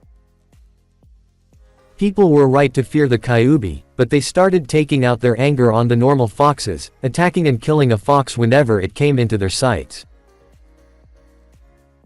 Kyuubi listened to the plight of the foxes and created this realm in a remote corner of the world, so that foxes can live without having to look over their shoulders every few moments. The foxes settled down in these hills, and over time, they became beings that were strong and intelligent enough to create a summoning contract of their own. However, there was only one person worthy enough to become their summoner. Then, a prophecy was told that a boy judged worthy by their lord would become the next summoner of the foxes and would change the world. Naruto was frowning at the end of the explanation. I get the history of the foxes, Naomi-sama, but I was mentioned in a prophecy. Naomi saw that Naruto was likely to prod at that, so she changed the subject. A story for another time. For now, you need to meet the boss of the Kitsune. They arrived at a large gate, which stood well over 120 meters. But what caused Naruto's mouth to drop were the guards that stood on either side of the doors. They were easily 70 to 80 meters, humanoid foxes like Kurama, with the opposable thumbs and all. They were wearing black, full sleeves Haori and had swords strapped to their waists. The most notable features though, were the 5 tails that lay 8 rest behind them. At Naruto's dumbfounded look, Naomi chuckled and explained. They are boss-level fighters, Naruto-kun. The number of tails they have denote their level of strength, and as such, rank is given out. But you don't need to know that right now. She nodded to the guards, who bowed deeply to her and proceeded to open the gates. Naomi-sama, you seem to be an important figure around here, Naruto commented as they proceeded inside. Naomi winked at him. If you must know, I am a member of the High Council of the Kitsune. She laughed at Naruto's pale face and walked inside. Naruto snapped out of his shock and ran after her. The sight on the inside was just as shocking as it was on the outside. Large foxes, with tails that varied from 2 to 6, were inside sparring with each other with various weapons. Naruto found it curious that none of the noise was heard when they were standing outside the gates. A silencing barrier, perhaps. He marveled at the sheer amount of chakra he was sensing from each of them. It was easily shrank, surpassing the cage level. Naruto himself had cage-level chakra reserves due to having Kurama inside him and Uzumaki lineage. He looked around in awe, keeping up with Naomi, until he spotted a fox. The fox was easily the tallest of all, standing a bit taller than everyone. And he had 7 tails, making him the strongest fox here. Which meant he was the boss of the Kitsune. He had a deep blue fur, and wore a red Haori which had the kanji for boss on the back. On his waist was strapped a chikudo. Naomi walked up to the boss, and as she did, Naruto noticed that everyone had stopped fighting and was bowing to her. After she acknowledged their now, they turned their attention to Naruto. As Naruto expected, they looked at him strangely, probably wondering what a human was doing in their realm. Naomi walked up to the boss of the Kitsune, who bowed deeply to her as well. Naomi-sama. His voice was deep like Kurama, but unlike the demon's rumbling, his voice was a deep, smooth baritone. Takeshi, she acknowledged. The now dubbed Takeshi straightened up and asked, Naomi-sama, what can I do for you today? Naomi's voice was full of authority. I want you to meet and judge the newest summoner of the Kitsune. The one who is mentioned in the prophecy. Takeshi frowned and asked, has he already arrived then? He then turned his eyes onto Naruto, who had to crane up his neck to see him. Takeshi bent down to take a greater look at Naruto. After a long moment, he dryly commented, you're tiny. Naruto almost face-planted at that. Even the other foxes were sniggering with mirth. Only Naomi was the one watching the conversation with a serious eye. Naruto snarked at him, "Well, I can't be as tall as you now, can I?" Naruto got the impression that he had just insulted the boss, if the sucking of breath and straightening of backs from the other foxes was any indication. Takeshi's eyes narrowed, but Naruto didn't show a hint of fear. He had come too far to get afraid now. "I see you are quite witty yourself. But I have to ask, Naomi-sama," he turned his attention to Naomi, who judged him worthy. "Kyuubi-sama." The single answer was enough for Takeshi to widen his eyes, along with all the other foxes. "I see," he said slowly, straightening up. He gazed at Naruto. "What is your name?" "Uzumaki Naruto." Uzumaki Naruto. He rolled the name over his tongue, testing it out. He held an arm out. "Climb on, Uzumaki Naruto." Naruto wasn't startled this time, jumping onto the arm. Takeshi looked at him with a critical eye. "If Kyuubi-sama has judged you worthy to be our summoner, then I have no doubt that you are strong. But physical strength isn't everything. As the Kitsune, we value wisdom and cleverness as much as we value our physical strength. So answer me this, Uzumaki Naruto, when you stop and look, you can always see it. If you try to touch, you cannot feel it. It cannot move, but as you near it, it moves away from you. What is it?" Naruto thought for a moment and replied, "It's the horizon." If Takeshi was surprised, he did an excellent job of hiding it. He chuckled, "What a sharp wit you have, Uzumaki Naruto. You are strong in the mind as well, as expected from someone who is to be our summoner." He surprised Naruto by gently setting his hand on the ground, saving Naruto from jumping from such a height. He smiled, "The Kitsune will be glad to serve as your summons, Uzumaki Naruto." Naruto grinned widely and put a thumbs up, declaring loudly, "I look forward to working with you guys as well." Takeshi chuckled loudly and said, "Naomi-sama, now that I have judged our summoner, perhaps you should give him the contract." Naomi nodded and slapped her right front foot on the ground. A sealing array spread out and in a puff of smoke, a large red scroll was revealed. Naomi spread it open and gestured Naruto to sign it. Naruto nodded, took a kunai, cutting his thumb and letting some blood flow out. Naruto deftly put his name onto one of the columns, absently noting the name of the previous summoner. Yamamoto Arashi. Naruto couldn't make anything of that name, so he put it at the back of his mind. Placing the top of all his fingers beneath his name, he released a breath. He was finally a fox summoner now. He watched as Naomi rolled the scroll up and it disappeared into a puff of smoke, presumably returning to where it came from. Naomi smiled at Naruto and said, "Congratulations, Naruto-kun. We welcome you as the summoner of foxes." Naruto smiled and nodded. Naomi then addressed him, "Now that is over, I presume you know how to return." Naruto rose an eyebrow. "It's the same way, isn't it? Kuchiyos without the blood." When Naomi nodded, Naruto smiled and immediately performed the seals, saying, "I'll summon you as soon as I can, Takeshi-san." With that, Naruto disappeared in a puff of smoke. One of the foxes scoffed, "As if he could summon you, Takeshi-sama." He was not expecting a blade to his throat, with Takeshi holding it with narrowed eyes. He gulped as his boss growled, "I will not tolerate anyone insulting our new summoner. Is that clear?" He asked the question to everyone. "Hi." Naomi muttered to herself, "Things are starting to look interesting on the horizon, Naruto-kun. XXXXXXX. Only 5 seemed to pass, but even then Jiraiya was close to chewing his nails. He was about to go into panic mode when a puff of smoke revealed Naruto, standing triumphantly with arms crossed. Jiraiya almost melted in relief, then asked the relevant question. "Did you get it?" Naruto grinned and spread his arms. "You are now looking at the newest summoner of the Kitsune clan." Naruto and Jiraiya established a schedule for Naruto's training. Jiraiya would create 2 shadow clones along with Naruto.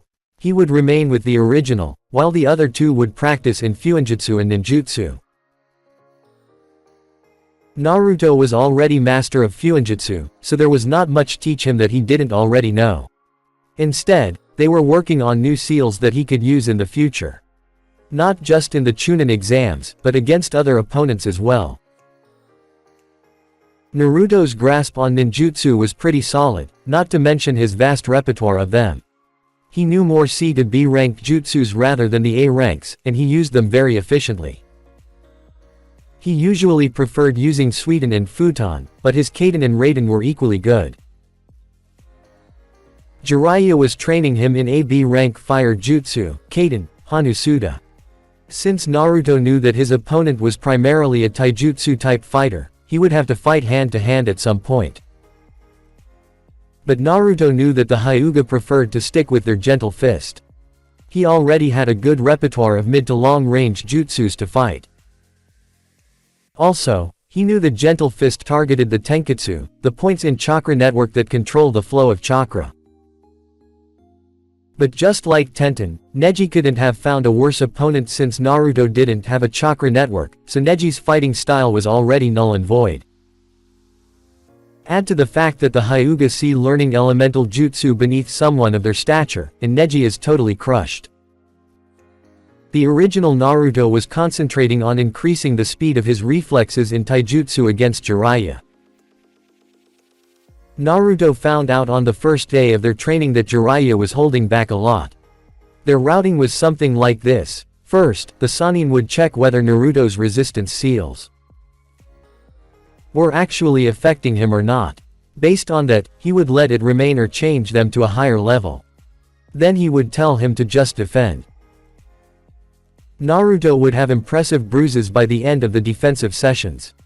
After half an hour of relaxation, in which his bruises would get healed, Naruto would be told to try and hit Jiraiya. And every single day for the first week, he was only able to hit the man 5 times at the most. Granted, his fighting style, the elemental fist, was as aggressive as it was defensive, not to mention had a minority of made-up moves that he usually employed to finish a fight. He was still far from landing critical hits on the Sannin. Guess he isn't a Sannin in just name, after all, Naruto thought as he relaxed in the onsen. Today was the first Saturday of the month, and he and Jiraiya did nothing but a small, time-limited spar to evaluate Naruto's skills.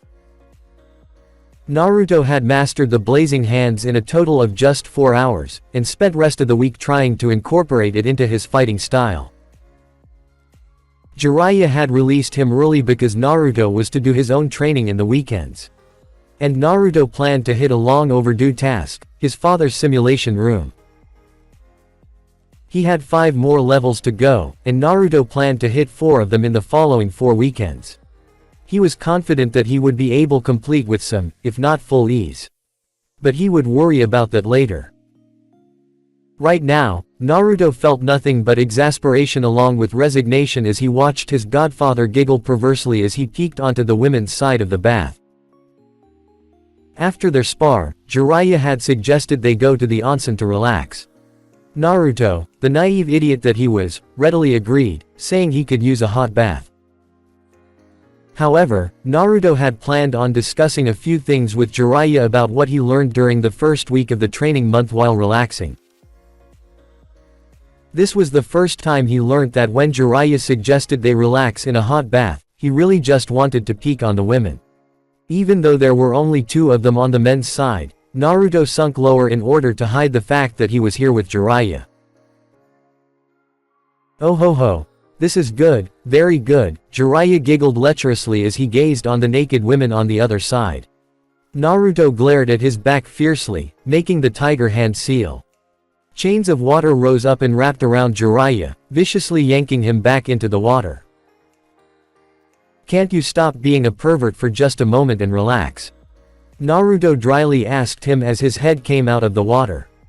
Jiraiya looked genuinely offended at the question. What? That's just not possible. Being a pervert runs in my blood. Jiraiya proclaimed graciously, even pumping a fist to prove his point. As if that's something to be proud of, Naruto grumbled as he got up, wrapping his towel around his waist. If he stayed any longer, he would faint from dizziness. He would hit the simulation later tonight, so right now he had nothing to do. As he walked towards his apartment, he absently wondered, I wonder what kind of training Sasuke is going through. Elsewhere, Sasuke sneezed, causing to slip into the water with his hand still alight with lightning, shocking him. XXXXXXX. Naruto panted as the simulation got over. His opponent lay beaten before him. It wasn't tough, but it wasn't easy either. A wave of satisfaction passed over him as he went through the fight in his head. This time, he had managed to inflict most of the bruises onto his opponent instead of himself. His opponent was crafty, and his fighting style was something Naruto had never seen. He fought almost like he was dancing, weaving around in circular patterns. His hands were almost always on the ground and kicks were inverted, the force behind increased with each maneuver. However, Naruto was able to find the weakness of this style. As offensive it was, only evasion tactics were used by his opponent to escape his attacks.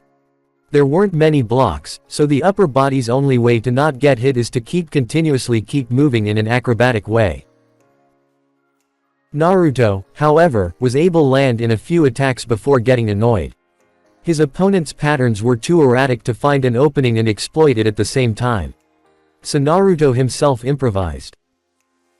An opponent with a style like that can be dealt with many ways, but the option that stood out the most to Naruto was the use of brute force. Up until now, Naruto had only attacked the opponent. However, Naruto enhanced his fist with his chakra and punched the ground hard. The force behind it was not what Naruto expected it to be. A few cracks spread around the impact area, but the force was enough to make his opponent stumble, just for a moment. Just what Naruto needed. In a flash step, he appeared before the attacker and slammed his fist straight into the stomach. The human body isn't strong enough to withstand the amount of force that Naruto put in the punch. Added with the fact that the last punch was enhanced by the blazing hands, and his opponent was out for the count. Naruto flashed into his apartment, groaning and looking forward to a hot shower after the session. He was to start his summoning training from Monday, so that was something to look forward to. He took off all his clothes and grabbed a towel from the rack, entering the bathroom and closing it. He sighed in relief as the hot water poured over him, washing all the grime and dirt from his body as well as soothing his muscles. He stood in there for over 20 minutes, after which he turned off the shower, wiping the water off him and tying it at the waist. Exiting the bathroom, he shut the door and paused for a moment before turning around, eyes narrowing. After a moment, he sighed and relaxed. He proceeded to get dressed and eat dinner before retiring to sleep. He failed to take notice of the crow perched on the lamp post outside his apartment, an ominous Sharingan in its eye socket. XXXXXXX. Yash, you ready to learn the awesomeness that is summoning? Jiraiya questioned loudly, grinning like he knew something Naruto didn't. Naruto just stared at him in a deadpan. Jiraiya began to feel uncomfortable under the deadpan, coughing into his fist in order to maintain his dignity. Alright. Summoning is a pretty simple jutsu, with a little amount technicalities. The chakra requirements for each summon differ greatly. Take me for example. If I put a large amount of chakra in the jutsu, I am likely to get a bigger and a stronger summon, like a battle toad, than when I put in a small amount of chakra, which is when I get a messenger toad. You will have to adjust accordingly to your summons, he explained. Naruto had to admit that whenever Jiraiya was serious-like, it was actually possible to see how intelligent he was. Nodding to Jiraiya, Naruto bit his left thumb, allowing blood to come out. He then went through the hand seals and slammed his hand on the ground, pumping a little more than a quarter amount of his chakra. Kuchio's no jutsu. While the sealing array spread out from beneath his hands, nothing else happened. Naruto rose an eyebrow in confusion. Jiraiya noticed it and smirked, while not shouting out the name of. Your jutsus is admirable and very useful as a habit, this one is a special case. You have to verbally pronounce it. Naruto rolled his eyes at that and exclaimed, "Kuchio's no jutsu." In a large puff of smoke, it revealed that Naruto had managed to summon Takeshi, the boss of foxes. The large summon easily towered over the entire forest they were in, providing a great view to Naruto, who stood upon the fox's head. Jiraiya was gaping at the gigantic summon that Naruto had managed to summon on his first try. "Kami, I didn't know that the foxes were this powerful. This guy could easily tower over Gamabunta, and that guy's size is no joke at all. How the hell did Naruto manage to summon him on his first try? And judging by the giant sword, this guy's easily skilled in Kenjutsu. Naruto really did land a treasure with the fox contract," Jiraiya thought in awe as continued gazing the summon. Takeshi blinked when he didn't find any threat in front of him, so he addressed his summoner. "Naruto-san." His voice snapped Naruto from his mental dance of victory. "Ah, Takeshi-san. I was practicing the summoning jutsu to get used to using it in the future." Takeshi gave a sound of realization. "I see. In that case, allow me to give you a little advice. Whenever you use the Kuchio's no jutsu, state what type of summon do you want to come to your aid. Battle summons are always on standby, so you don't need to state this for battle summons.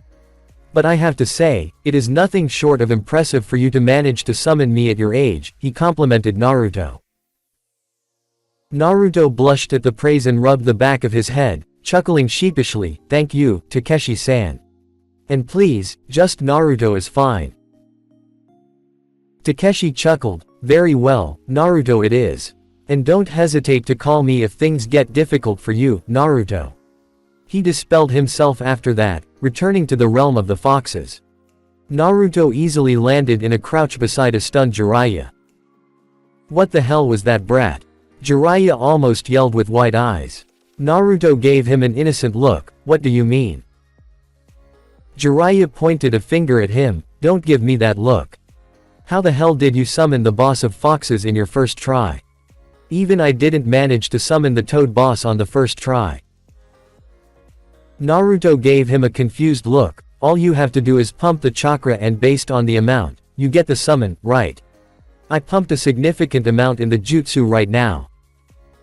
Jiraiya had calmed a little from Naruto's explanation, but was a little curious too. "Just how much did you put into it?" Naruto shrugged. "A little over a quarter of my chakra." Jiraiya nodded absent-mindedly, but then he really registered what Naruto said and whipped around to stare at him. Is he for real? A little over a quarter.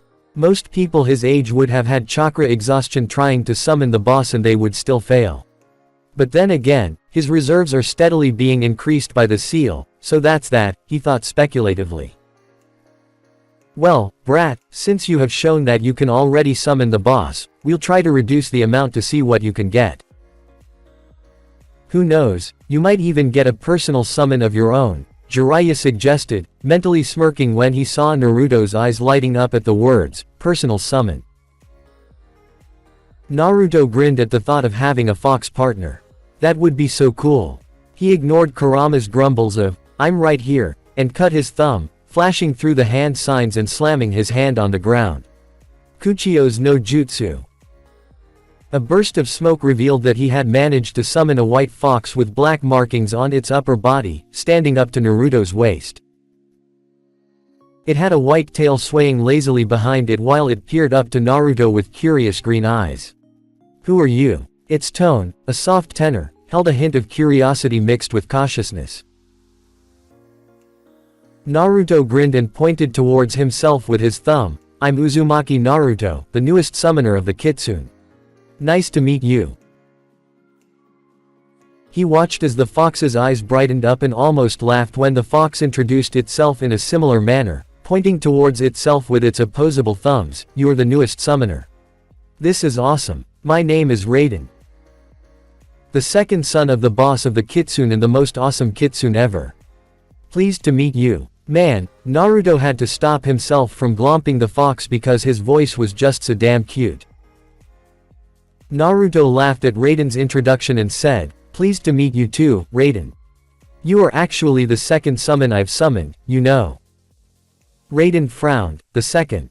Who's the first? Naruto smiled proudly. Why, your father of course. Raiden's eyes widened. You managed to summon my father. You must be really strong then.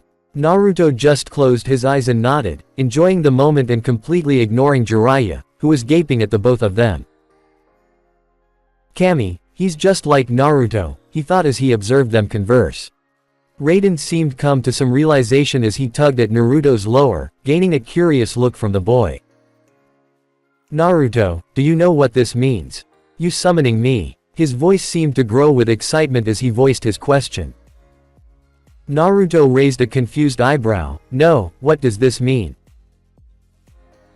Raiden shook his head with wonder. It is a requirement to summon the boss of any summoning clan after you sign the contract, Naruto. However, whomever you summon next, becomes the summoner's personal summon. He finished with a significant amount of glee in his voice. Naruto also started grinning, and at the end of his explanation, he engulfed the fox in a hug, burying his head in his fur. Which means you are my personal summons now. We are going to have so much fun together, Raiden. The fox also laughed in happiness, and it was then that Naruto remembered something. Oh, Raiden, I almost forgot. This is my godfather, Jiraiya, he introduced the smirking man sitting behind him. Finally remembered me, huh Naruto? You are the Toad Sage. Raiden's whisper had the unmistakable feeling of awe. Jiraiya grinned and exclaimed, indeed I am. Raiden began to shake in excitement. Kami-sama, I can't believe you have such cool company, Naruto. This is the first time I've met a summoner of the Toad clan, let alone a sage. Jiraiya was basking in pride that even the summons he hadn't heard of before seemed to know who he was. But that feeling of pride quickly shattered when Naruto spoke. Seriously, he's not that cool, Raiden. He's a pervert. Jiraiya shouted in defense, sounding extremely offended. Wrong. I'm a super pervert. However, Raiden shook his head, amused by the antics of the large man. I'll remember that in the future. It is nice to meet you, Jiraiya-sama. Turning to Naruto, he poked him in the chest. Naruto, don't you forget about me. Summon me whenever you can, okay? Even if you just want to hang out or talk. I've been told I'm a great listener. Naruto smiled and nodded, rubbing Raiden's head. Raiden then dispelled himself back to the summoning realm. XXXXXXX. The next 2 weeks were spent like the first week, since Naruto already had an excellent grasp on his summoning. So they spent the next 2 weeks speeding up his taijutsu and adding jutsu to his arsenal. Naruto had learnt 4 more jutsu, 1 jutsu for each of his affinity, and had improved his fighting speed considerably. For lightning, he had learnt Raiden, Raiko Kauzen no Jutsu AB rank jutsu. He had found this jutsu in the Nadime's library. A beam of lightning twice as wide as his arm. If it hits the target will experience a fantastic amount of pain and will be heavily stunned, not to mention unconscious from the pain. Even if it's a near miss, the effects will be of some effect due to small bolts of lightning escaping. While he won't be using this against Neji, it was still a very useful technique for live capture. For fire, he had learnt Kaden, Menamianai High AB rank technique Tobirama had created with the help of someone named Uchiha Kagami. After molding chakra, Naruto would expel a single, colorless beam of gas from his mouth. However, upon getting in contact with a target, the gas will spontaneously combust, and the strength of the resulting explosion will depend on how much chakra Naruto put into it. For air, he learnt the Fuden, Reppuusho AC rank technique created by someone in the Senju clan. After forming the needed hand seals, the user basically had to send an open palm thrust towards his opponent, which is capable of causing severe injury. Naruto can also use this in conjunction with a thrown weapon to increase its power. For water, he learnt not a jutsu, but the secret behind creating water out of thin air. It was what Tobirama was known for throughout the entire shinobi world. Usually, condensation is used to derive water from vapors. However, Tobirama did not have the luxury of creating vapor in the middle of a battlefield and then condensing it to form water. Therefore, he would cleverly saturate the air around him with his chakra, without losing control of it, so that whenever he was in need of water and no water body was near, he would simply mold the chakra-saturated air into water, thus negating the disadvantage that water could not be used without water bodies. What was amazing basically meant turning a battlefield into a geographical advantage. With your chakra saturating the air, Tobirama could literally use it to do anything. For Fuinjutsu, he completed the chakra-suppressing seal he was working on with Jiraiya. He made it so that upon application, the chakra of the target would be completely locked, which meant they were completely helpless unless they had something to outrun him without chakra. Another thing he came up with was slapping resistance seals on his opponents. Simple, but very effective, something he would use against Neji. All in all, with the help of his shadow clones, Naruto spent almost a week to entirely master the first 3 techniques, meaning using them with the minimum amount of hand seals. He was still working on Tobirama's chakra saturation technique, using it discreetly without letting your enemy know. However, it's useless against a censor. It was the last remaining week of the month, and Jiraiya had said that the last week was fully for Naruto train himself. That was good, since Naruto, with his nigh limitless spamming of shadow clones, had the chance to test his learnings in a battle simulation. It was the second day of the last week and Naruto was taking a water break, his t-shirt and jacket having been discarded for a while to avoid them from getting drenched in his sweat. "So, what do you think of my training, Raiden?" he asked after taking a sip of water. Raiden watched his summoner, sitting some distance away. "Well, it's definitely intense. You sure work hard for all your genius, Naruto," he dryly commented. When he was first summoned, he was delighted when Naruto asked him to give him some company while he trained. He had then proceeded to watch with wide eyes as Naruto summoned an army of around 500 shadow clones for an all-out battle against them. Raiden had asked, just out of curiosity, that how much chakra had Naruto just spent making the clones. "I'd say, a full 3/4 of my total reserves," Naruto had replied after a moment. Raiden had dumbly nodded and watched as Naruto proceeded to decimate his army. He had paid close attention to what Naruto had said and was doing some mental calculations. If Naruto spent a whole 3/4 of his chakra, that meant he would be close to light chakra exhaustion if he spent any more. But Naruto had explained it to him that whenever shadow clones are dispelled, the chakra returns to the original, along with the memories of that clone. Raiden observed that Naruto had started with taijutsu, destroying a dozen clones at first. Then, he used an elemental jutsu, whether it be fire or air or water or lightning, to destroy another group. He would then switch back to taijutsu, then use a jutsu again.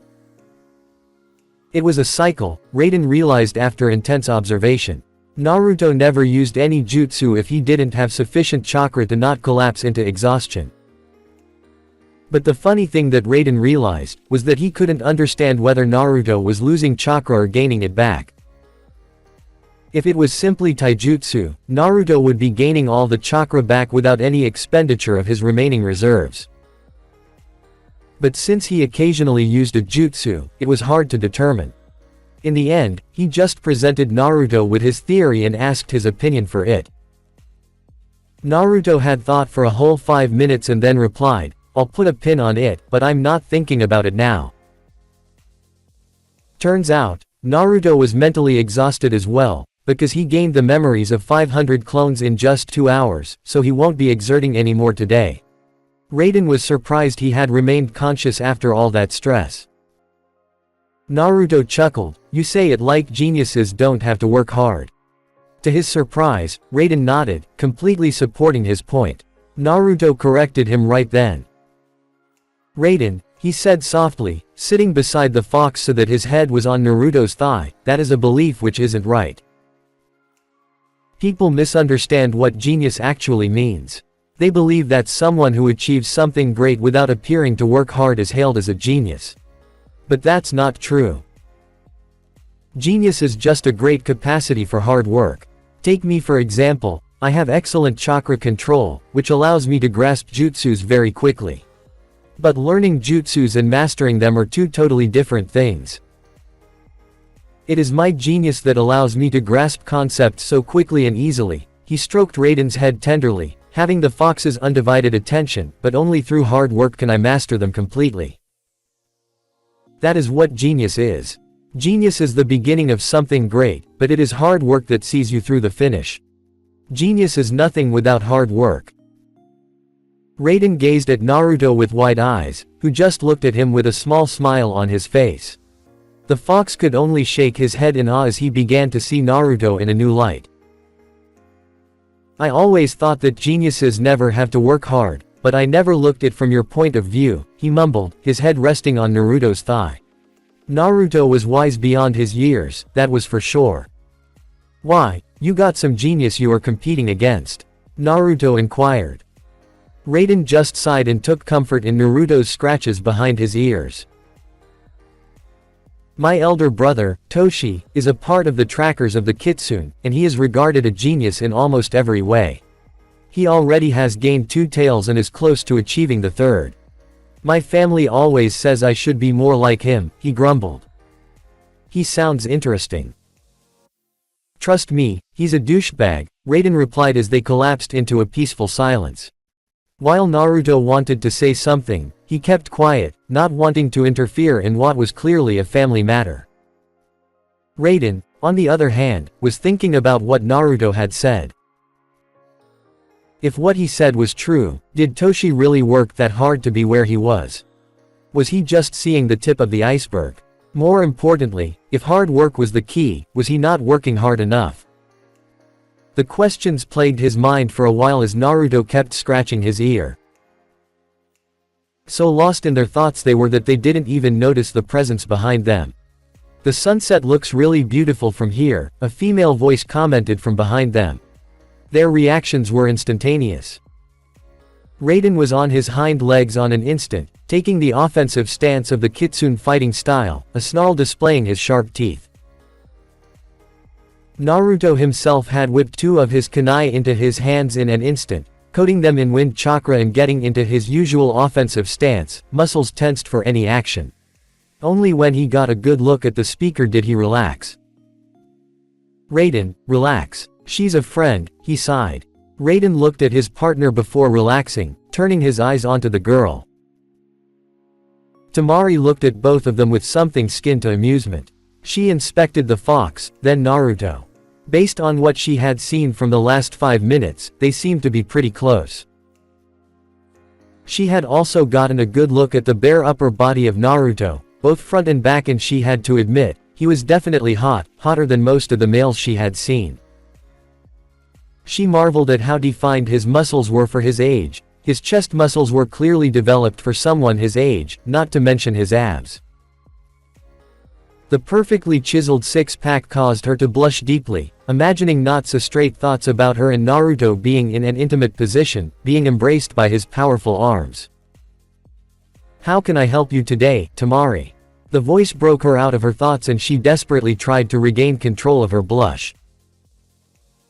Naruto and Raiden, who now was a little taller than Naruto's shoulder on his hind legs, looked at her quizzically.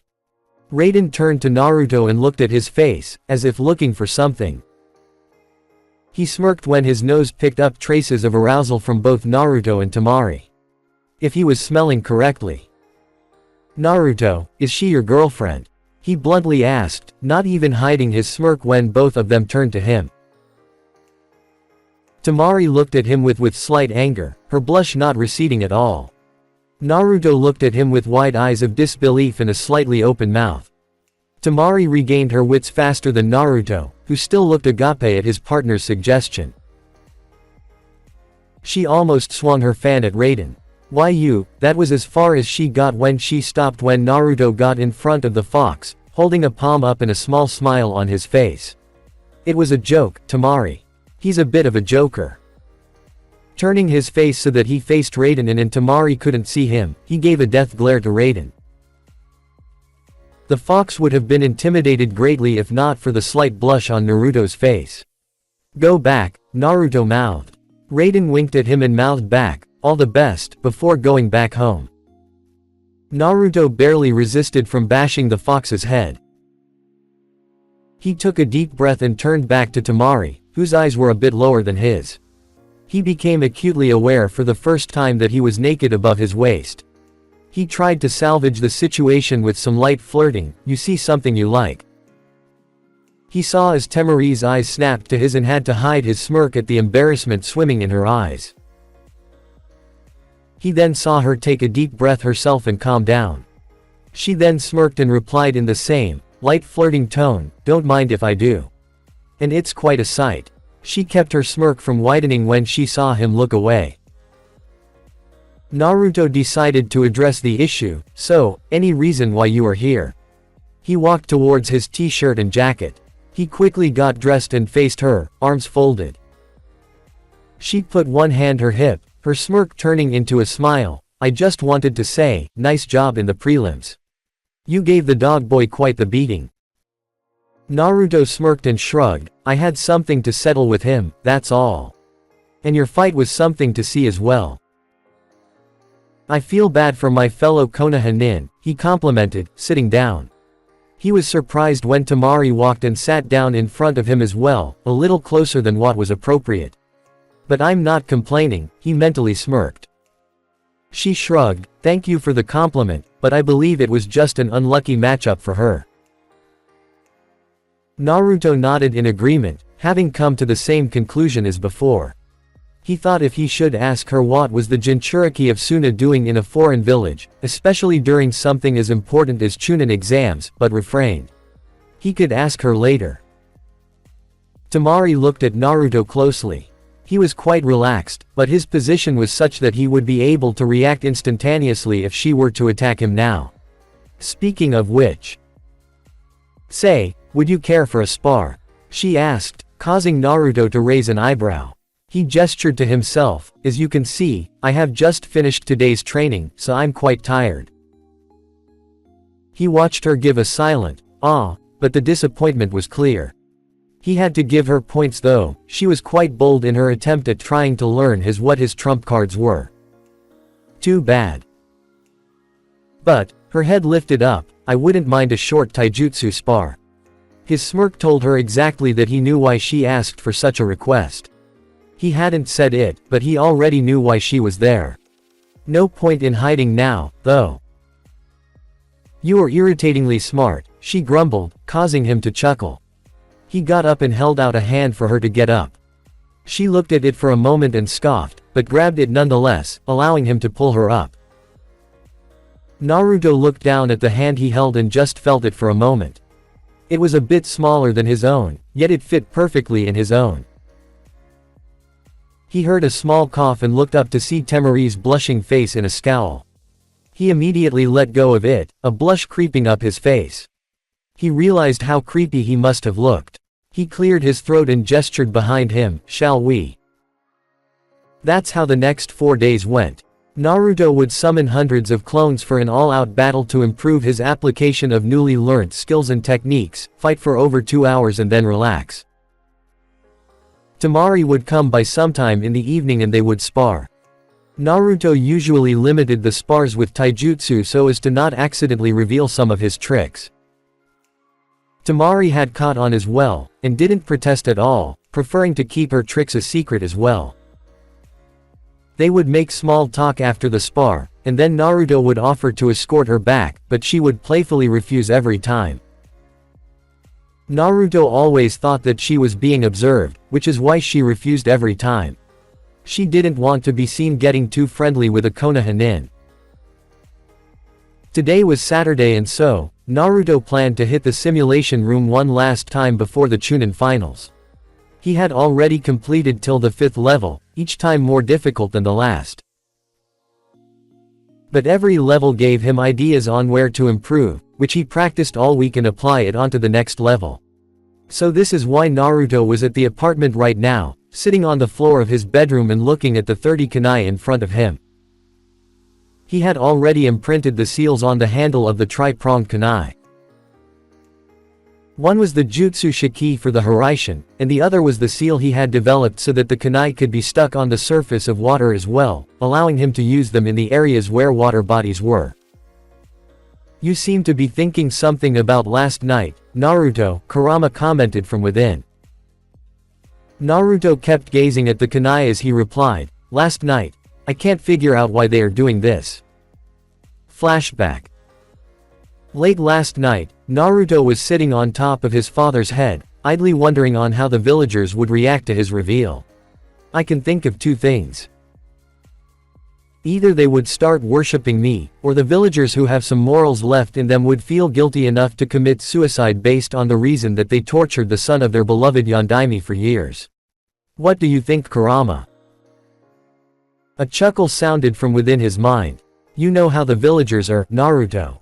They would probably try to suck up to you after knowing just who you are, but I wouldn't mind witnessing the second option. What about you? Which one do you prefer? Naruto sighed at Kurama's insinuation. I don't prefer either one. I would actually prefer if they just treated me like any other villager, but that won't be happening anytime soon, considering I'm the heir to two major clans of Konoha, Lord if I make Chunin. Kurama huffed. You humans confuse me terribly. An excellent opportunity for you to crush them beneath your heel for what they have done to you, and you are considering letting them go. I would have made a meal out of them if I were you. Naruto chuckled. I don't see what's wrong in being the better man, Kurama. Kurama was about to say something when he sensed an influx of chakra about 2 miles away, along with negative feelings. Naruto, can you sense that? Naruto raised an eyebrow but spread out his senses nonetheless, sitting up straight when he too sensed the amount of chakra being molded. Just who was molding a Chunin level amount of chakra at this time in the night? Making a half-ram seal, he used a series of body flickers to get where the chakra signatures were. When he reached there, he was horrified what he witnessed. He saw the prelims proctor, Gekko Hayate, locked in a battle with the Sand Jonin, Baki, if Naruto remembered correctly, and was losing, badly. He had numerous injuries on his person. If that blade of wind cut him, Hayate could kiss his life goodbye. He immediately acted. First priority was to get Hayate to the Hokage tower. Baki held a blade of wind in his right hand, the other hand holding the sword of the proctor. He had to admit, Hayate was exceptionally skilled at kenjutsu and had almost gotten him, but his sickness slowed him down terribly, allowing Baki to gain the upper hand.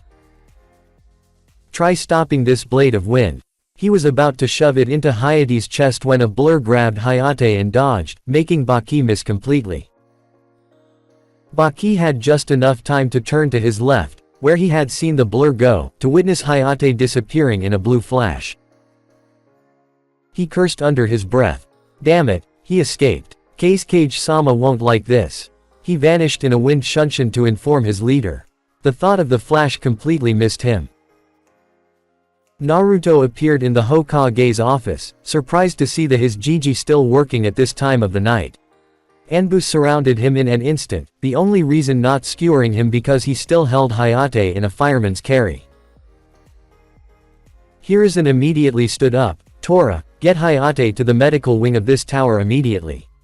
The Anbu stepped forward, took Hayate from Naruto and vanished. Hiruzen turned his attention to Naruto and spoke in a commanding voice, report. Naruto straightened up and narrated what happened. At the end of his report, Hiruzen sighed heavily and sat down. I didn't know it was this bad. Naruto asked in slight confusion, what do you mean, Hokage-sama? Hiruzen folded his hands and rested his chin on it. Naruto, on your suspicions, I assigned Gekko Hayate to keep a watch on Yakushi Kabuto. He was to report me any unusual activity that concerned the target. It seems that tonight is the first time he witnessed something significant, but was discovered and was likely going to be killed in order to keep the information from being discovered. He looked Naruto in the eye. It is most likely that Konoha is facing the possibility of an invasion from Suna. Naruto folded his arms. I didn't know Suna had enough manpower to take on the strongest of the 5 on its own. In fact, from the books that I've read, Suna is the weakest of the 5. Hiruzen shook his head. I know the Kage well enough to understand that he's not stupid enough to make such a bold move. Which means he has an ally. He had a suspicion as to who it was, but that was for him to deal with. Naruto nodded. That would surely be the case, but we can rule out the possibility of Kumo, Iwa and Kiri attacking. Kiri is still wrapped up in a civil war, Iwa is still recovering from the defeat in the last war. Kumo wouldn't want to break the peace treaty you had established over the Hyuga just yet, which leaves. Hiruzen filled in the blanks. There's a new up-and-coming hidden village, whose genin have participated in the exams. Otogakure. It is possible, but we don't know for sure. Naruto, you must keep this meeting a secret. Not a word is to be let out, do you understand? Hi, Hokage-sama. Dismissed. Flashback end. Why don't you ask your vixen? She might have an answer, Kurama suggested, both half-seriously and half-innocently. Naruto absently nodded, until he registered what Kurama said. What do you mean by that? Temari isn't my vixen, he corrected him in a sputter. Just what was the kitsune trying to say? Kurama laughed. I'm the only being in this world, Naruto, who you can't fool. I've seen the way you look at her. You want to just grab her and… Shut up, he shouted to the being inside him, his face a deep shade of red. He shook his head violently to shake off the train of thoughts Kurama had started. He couldn't imagine himself pinning her to a wall. He banged his head on the floor to clear it. Why did you suggest it? These thoughts are hard to get rid of, you know. Kurama, the bastard, just laughed heartily. Naruto decided to eat at Ichiraku tonight, just because he felt too lazy to cook dinner. Kurama grumbled from within, saying that he always made his clones cook. Naruto easily blocked him out. Gathering and sealing the kunai up in a scroll, he put the scroll in his closet and stepped outside his building. Leisurely walking in the direction of the ramen bar, he was surprised to see Temari about 100 meters from him, looking rather annoyed. She seemed to be searching for someone, and Naruto had an inkling as to who she was searching for. Naruto observed her looking around before catching his mop of blonde hair and marching in his direction, scowl firmly etched onto her face and anger rolling off her in waves. He sighed and steeled himself, for he knew what was about to come. Temari reached him quickly and stopped in front of him, hands on her hips. The anger was visible in her eyes. Where were you today? You missed our spar. Naruto didn't know if he should feel afraid of her or amusement about whether how cute she looked when she was angry. So he just held up his hands in defense. I know, but I have a legitimate reason for missing it. Temari folded her arms, then let's hear it. Naruto put his arms in his pocket and thought on how to tell her about his simulation fight this night. You see, he grinned at the blush that came on Temari's face. Since Monday is the day of the Chunin finals, my sensei wanted to have one last fight to test my skills. So he told me to rest the whole day to be in top condition for our fight. The light came out smoother than what he thought. And it was partially true. Level 6 was no joke, and Naruto wanted to be in peak form for it. Naruto got an idea. How about as an apology, I take you out for dinner? He didn't even stutter this time, he thought proudly. Temari thought that it was a lie, but she couldn't fault for his sensei having to evaluate his student one last time before the exams, so she believed it. She blinked at the sudden question, and a smirk spread on her face. She took a step closer to him. Is this another date, Naruto? Naruto smirked as well, internally jumping in joy, and took a step forward himself. Their faces were inches from each other, and he could vaguely feel the air she was exhaling. It was a unique, sweet and salty flavor. Only if you want it to be, he whispered huskily. He vaguely remembered that they were in the middle of a market. He, however, didn't expect Temari to lean forward so that her lips were a hair's breadth away from his own. Oh, I do, she returned. She was surprised when Naruto suddenly backed away, grinning playfully. Before she could feel hurt about her advances being rejected, an arm was draped across her shoulder, pulling her close. She yelped and steadied herself against what she felt to be Naruto's upper body. "Then I really hope you don't mind if we go to Ichiraku." If I had known, I would have planned earlier. Naruto tried to play it smooth. It was a risky move, pulling Temari into a side hug. He had expected to be bashed in the head by her fan, but when she didn't, he relaxed and simultaneously celebrated inside his mind. She likes me. Kurama felt nauseous at how much joy was filled in that single thought. For a being of hatred such as himself, joy was his kryptonite. So he just tried to ignore it as much as he could. Such sappiness didn't suit him. Naruto kept his arm around Temari's shoulder and started walking in the direction of the ramen bar. Temari had to adjust her arms, so she just put one hand on his side. "I really don't mind," she coolly replied. But she was barely keeping from letting a goofy smile spread on her face. She knew she liked Naruto, to the point of having an intense crush on him. But being in such close, physical contact with him only after knowing him for only a short time was almost overwhelming. The trip was short, lasting only 5 minutes.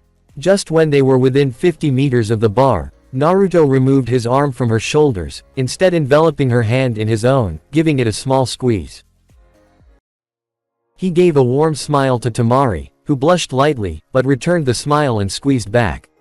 They entered the ramen bar, and Ayame was the first to spot them, and then she spotted them holding hands and smiling. She promptly squealed in happiness, increasing the blush on Naruto and Temari's faces, but neither let go of each other's hands. Chuki came running out of the back in response to his daughter's squeal. When he saw the reason for her squeal, he himself grinned in parental pride. "Naruto. So you finally made it official, I see," he commented. Naruto and Temari blushed even more at this, but Naruto was the one who spoke. "We haven't, actually. But I will in the near future," he said with a wink towards Temari, managing to somewhat reduce his blush. Temari, however, just barely kept from hitting him for embarrassing her. The only reason she didn't because of what Naruto said. Ayame clasped her hands together and sighed dreamily, "Oh, you two look so cute together." Naruto and Temari slid onto the seats, side by side. They gave their orders, but when they were served, they were surprised by Chuki's announcement. "Today's meal is on the house. Think of it as a congratulatory gift from us," he added a wink in Naruto's directions. Naruto and Temari tried to deny that they weren't in a relationship yet, sounded in both of their minds, but Chuki easily waved their sputters away. "Trust me," he said, "adults know it when two people are meant to be together or not." That sealed it. Naruto and Temari both reached the peak of embarrassment after hearing that statement, but there was nothing they could do until they finished their meals. Deliberately avoiding meeting each other's eyes, they quietly finished their meals and got out of there. Temari was the first one to break the silence between them. "Those folks are weird. They kept teasing us all the time," she grumbled in annoyance. Naruto sheepishly rubbed the back of his head. "Don't be like that. They are some of the very few people in the village that care about me." That sparked Temari's interest. She didn't know Naruto only had a small amount of people close to him. "What do you mean when you say, some of the very few?" It was a question of curiosity, so Naruto couldn't fault her for that. But the memories of years of loneliness resurfaced, and some of that sadness must have shown on his face, for Temari hastily backtracked, "You don't have to answer that if you don't want to." Naruto waved away her apology, "It's okay, you were just curious. But if you don't mind, I'd like to keep the answers to myself." His tone was soft, but the request was clear in his voice. Temari nodded, but wondered just what had happened to Naruto for him to get so sad so early in his life. She couldn't help but compare Naruto and Gaara in that aspect, both of them shunned by the village in some way. She felt for him, just like she felt for Gaara. Gaara had been chosen by their father to bear that particular burden of a Biju. Because of that, everyone in the village had ostracized Gaara in the extreme. Their father felt that Gaara was too dangerous, which is why he hired assassins to kill him. That was the last straw for Gaara. He became cold, so cold that the slightest provocation would cause him to kill someone, without batting an eyebrow. She tried to show him that she still cared for him as his older sister, but the distrust was so much deep-rooted into him that he distanced himself even from her. However, Naruto wasn't like that. He was willing to trust others, like her. But another problem lay in front of her. If tried to comfort him, it would just be a lie, for they would be standing on the opposite sides of a war just 2 days later. So she just held his hand, trying to give what little comfort she could. Naruto was surprised when he felt a warm hand holding his own. He saw Temari smiling at him, and he smiled in return, knowing that she was trying to comfort him. He turned his eyes back forward and saw an alley coming up. He felt extremely bad for what he was about to do, but as a shinobi of Konoha, the village came before everything, even personal feelings. So he pulled her into the alleyway, earning a surprised yelp from her. However, she was well trained. Her reflexes were fast, but nowhere near his own. He immediately grabbed her right hand with his left, pinning it above her head. Just as her left reached for her fan, he grabbed it with his right and forcefully pinned it alongside her other hand. He positioned himself carefully but swiftly, putting his legs slightly in between of her two legs so that his privates would be protected. He kept his head at enough distance so that she couldn't headbutt him and break his nose. All in all, Temari had nowhere to go, no matter how much she thrashed. He raised right leg a little, then gently stamped it on the ground, erecting a special privacy barrier around them. This was one of his father's creation. You can hear the sound from outside, but the sound from within the barrier won't be heard from outside. Also, a pulse of chakra within the barrier won't be able to be felt from outside. Which meant no pulses of chakra could be sent to signal for help. Tricky business to use it with his feet, but thanks to his excellent chakra control, Naruto managed. Temari was surprised just how swiftly he was able to outmatch her reflexes and pin her to a wall. She felt hurt inside, a feeling of betrayal that was overshadowed by the boiling rage. She even felt slight fear with the way they were positioned. She turned furious eyes onto him, but froze when a wave of killing intent passed over her. Looking up into his eyes, she felt afraid when all she saw was a freezing coldness, absent of the complete warmth they were filled with from earlier. The killing intent was not a problem though, as she just brushed it aside. Gaara repeatedly used it on them, so the effect was null. She tried to project her rage on him. "What are you doing, you son of a, what is Suna planning?" That question stopped her cold, eyes widening. She suddenly had an idea of what this was all about. What? Naruto narrowed his eyes, freezing her with just his stare. She wasn't even thrashing in his arms now. "I don't like repeating myself, so pay attention. What is Suna planning to do?" Temari tried was so frozen with his stare, the stare that promised a lot of pain if she didn't answer. She hastily sent out a pulse of chakra, hoping someone would sense it and come to her help. "It's useless," he coldly informed her, "I've put up a barrier around us." No one would be able to sense that pulse of chakra. In fact, no one would be able to sense anything, let alone hear. Her hopes of getting helped crashed and shattered. She also noticed that the killing intent had increased substantially, causing her to shake a little.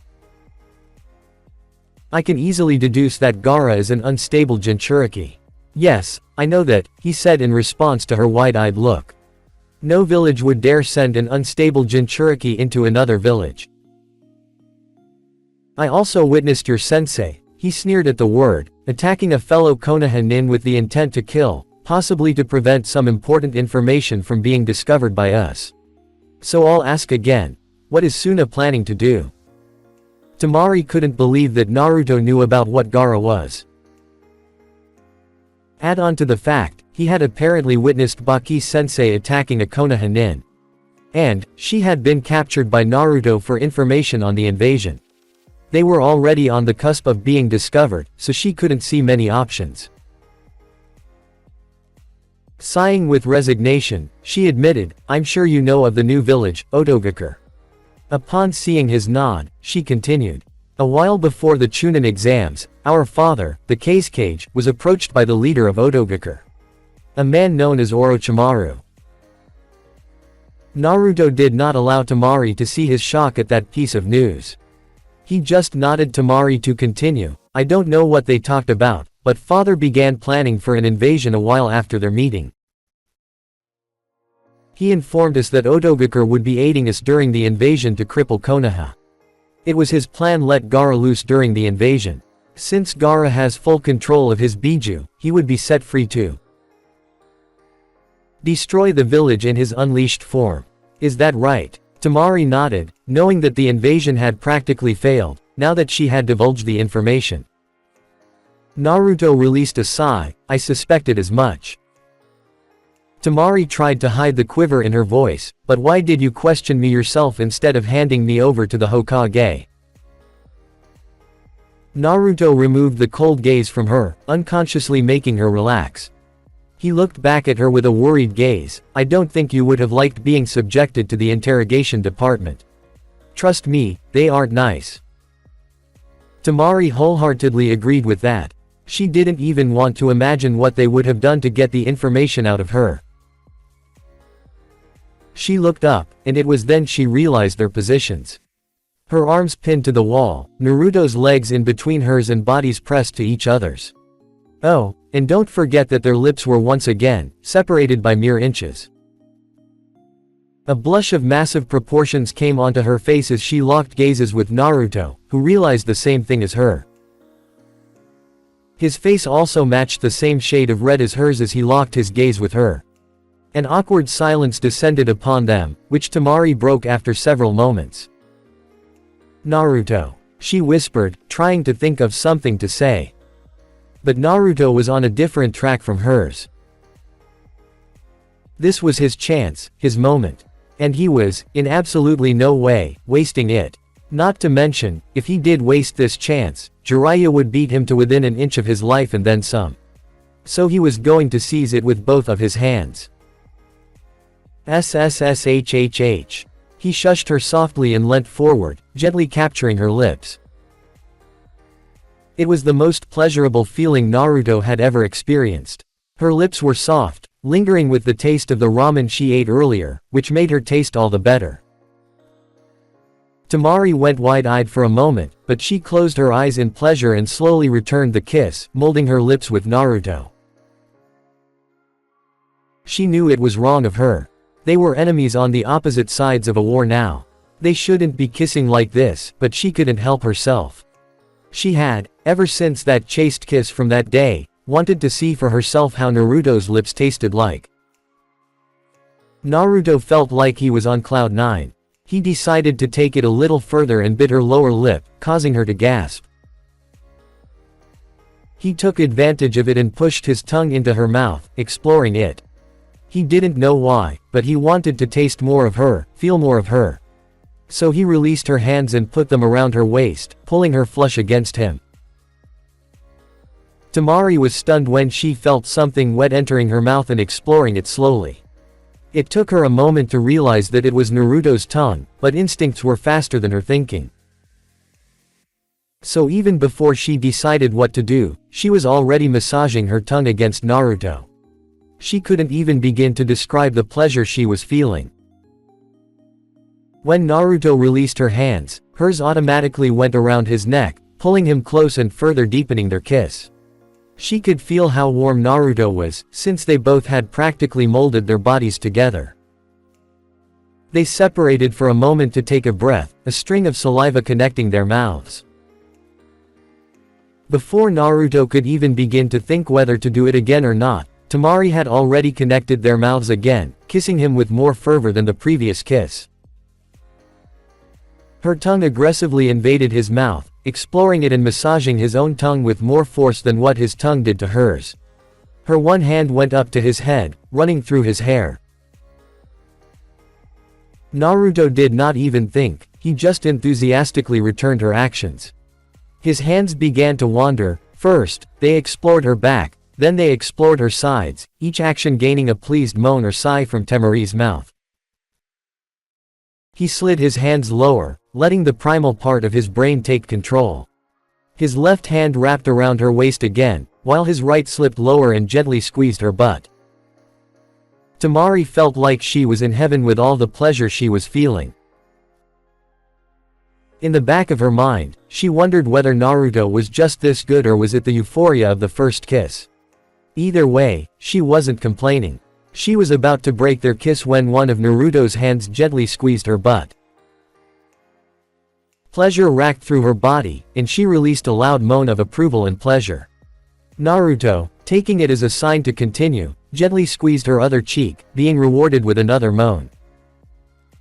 Suddenly, he didn't know why, he decided that Temari was standing a bit lower than what he liked. So he bent a little, taking hold of her inner thighs from behind, and hefted her up, pushing her against the wall, causing her to give out a surprised yelp, but she didn't break their kiss. Instead, her arms tightened around his neck while her legs wrapped around him, locking behind his back, their bodies pressing against each other even more. Temari's dress slid up from her thighs a little, exposing a bit of her thighs and skin for Naruto to feel. Naruto repositioned both of his hands on her clothed butt and squeezed, gaining moans of approval from Temari. They kept kissing like that for 5 more minutes, with Naruto occasionally and simultaneously squeezing both of her butt cheeks and gaining moans of pleasure, after which Naruto finally heard the rational part of his brain that was screaming, "You are going too fast. You idiot, stop." Temari too, finally felt amidst all the pleasure she was feeling that they were going too far too fast and was about to break their kiss and leave, forcibly if she had to, but she didn't need to. Naruto broke their kiss first, looking at her with reluctance. No words needed to be said by either of them. Naruto gently released her, her legs coming to rest on the ground and his hands coming to rest on her waist, while hers moved to his shoulders. Both of them were breathing heavily, tasting each other's breath, trying to come down from the high.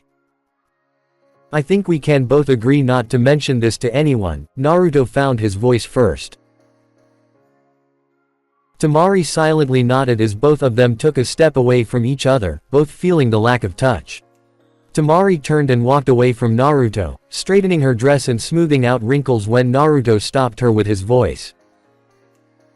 "On the day of the finals. I'll see you on the other side," he said in a whisper, but each word was clearly heard by her. A lone tear slipped from her right eye, which she furiously wiped away. She did not care whether he saw her wiping it away or not. "Good night," she hastily whispered, and in a blink of an eye, she was gone. Naruto was still trying to get his thoughts in order. Absently, he raised his foot and stomped softly on the ground, muttering, "Kai," under his breath, releasing the barrier. Only then he gave a reply to the empty surroundings, "Goodbye, Sabaku no Temari." He flashed away after that. He had a simulation to demolish. He realized that he displayed lust on the surface, but deep inside, he knew it. He didn't know how or why, nor did he care. He just knew it. Temari was the one for him. He felt genuine feelings towards her.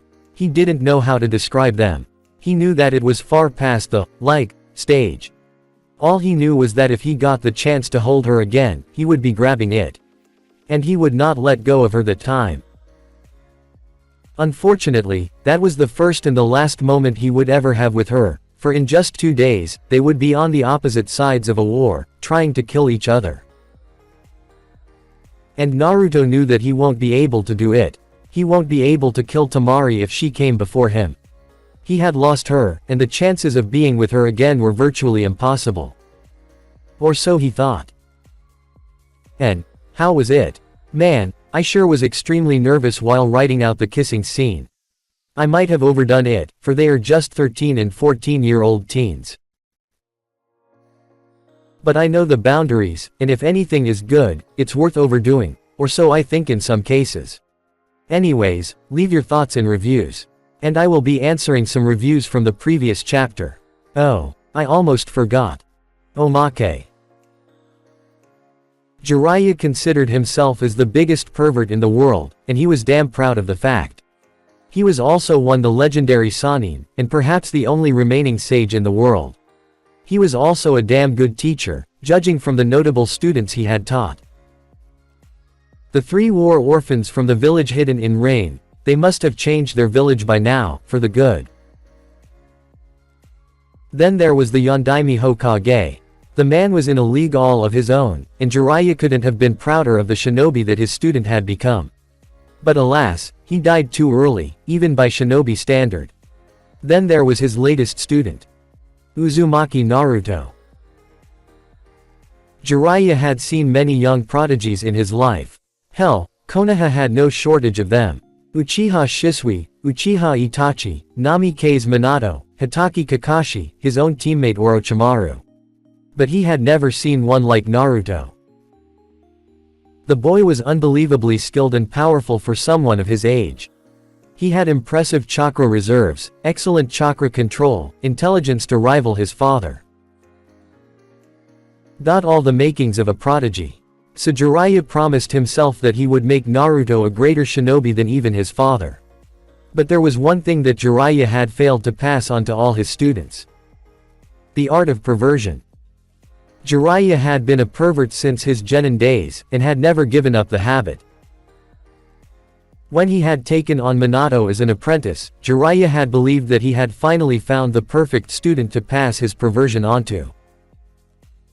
Minato certainly had the looks for it, unlike Jiraiya, and he already had loads of fangirls after him just for that. So it killed Jiraiya on the inside when his student acted all polite and modest and refused to take advantage of it. No matter how much he tried to persuade Minato, the guy had an unshakable will and was already fixated on that petite redhead of his. Not that Jiraiya had any problems with it, in fact he thought that Minato had landed an excellent catch. It's just that he couldn't get any research material out of that couple, no matter how hard he tried. It was with these sullen thoughts that Jiraiya wandered around the village, not even noticing how people were whispering with awe that the famed Toad Sage was walking among them right now. So into his thoughts he was that when he actually looked around him, he found himself walking in a fairly empty Konoha street. Very few people were in the street, and they weren't even wandering, instead just gossiping on doorsteps. Jiraiya sighed, hopping onto a roof as he surveyed the village. His thoughts shifted to his meeting with his sensei from last night. Naruto had just saved one of their Jonin from being killed by the Jonin sensei of the Suna team. Sensei had instructed him to remain in the village for the time being, since he was convinced that they would be attacked on the day of the finals. That caused his thoughts to shift onto Naruto. A small smile came onto his face. He had no doubt that the kid would thrash the Hyuga in his match, but immediately getting in the middle of an invasion right after his fight. Jiraiya could not say or think anything for certain. A movement was caught in his peripheral vision, causing him to turn to left. His eyes widened with glee upon seeing the sight, and it was all he could do from hooting and shouting in joy. There was his student, in an alleyway across from him, locking lips with the pretty, blonde genin from Suna. Not just any genin, Jiraiya thought, because he was pretty sure that she was the daughter of the Kazekage. Naruto, the son of the Yondaime Hokage, was kissing Sabaku no Temari, the daughter of the Yondaime Kazekage. He didn't know whether it was fate or not, but he could care less about it. He wasted no time in whipping out his research notebook, hastily writing into it. Kinky, he giggled quietly, to not alert them of his presence, with a lecherous look on his face after he saw their positions. Naruto had Temari's arms pinned over her head, and both of his legs were in between the female blonde's legs. Oh ho ho. This is good. Go my student, go, he mentally cheered his student on. His joy at finding his student making out in an alleyway increased even further when Naruto released her hands and wrapped them around Temari's waist, pulling her flush against him. Temari wrapped her own arms around his neck, deepening the kiss further. This is the ultimate jackpot. He is all over her. And it's not just a simple kiss. They are eating each other's mouths. He might be my best student yet, and I haven't even begun teaching him about that. Jiraiya kept his giggle to himself as he gleefully wrote down God knows what in his notebook, not taking his eyes off the couple for a second. He almost yelled broke his cover when he yelled in joy when he saw Naruto grabbing Temari's butt, earning a pleased moan from her. That did it for him. He kept his notebook aside and just watched them with great pleasure. He knew he would remember this forever. He is getting bold, that's for sure. He is doing it as if he has previous experience, but Sensei didn't mention any previous relationships. But judging from her moans, she seems to have no problem with him doing that. I'll just jot this down later, right now, I will see to the end of this. A trickle of blood fell from his nose as he continued watching them without any shame.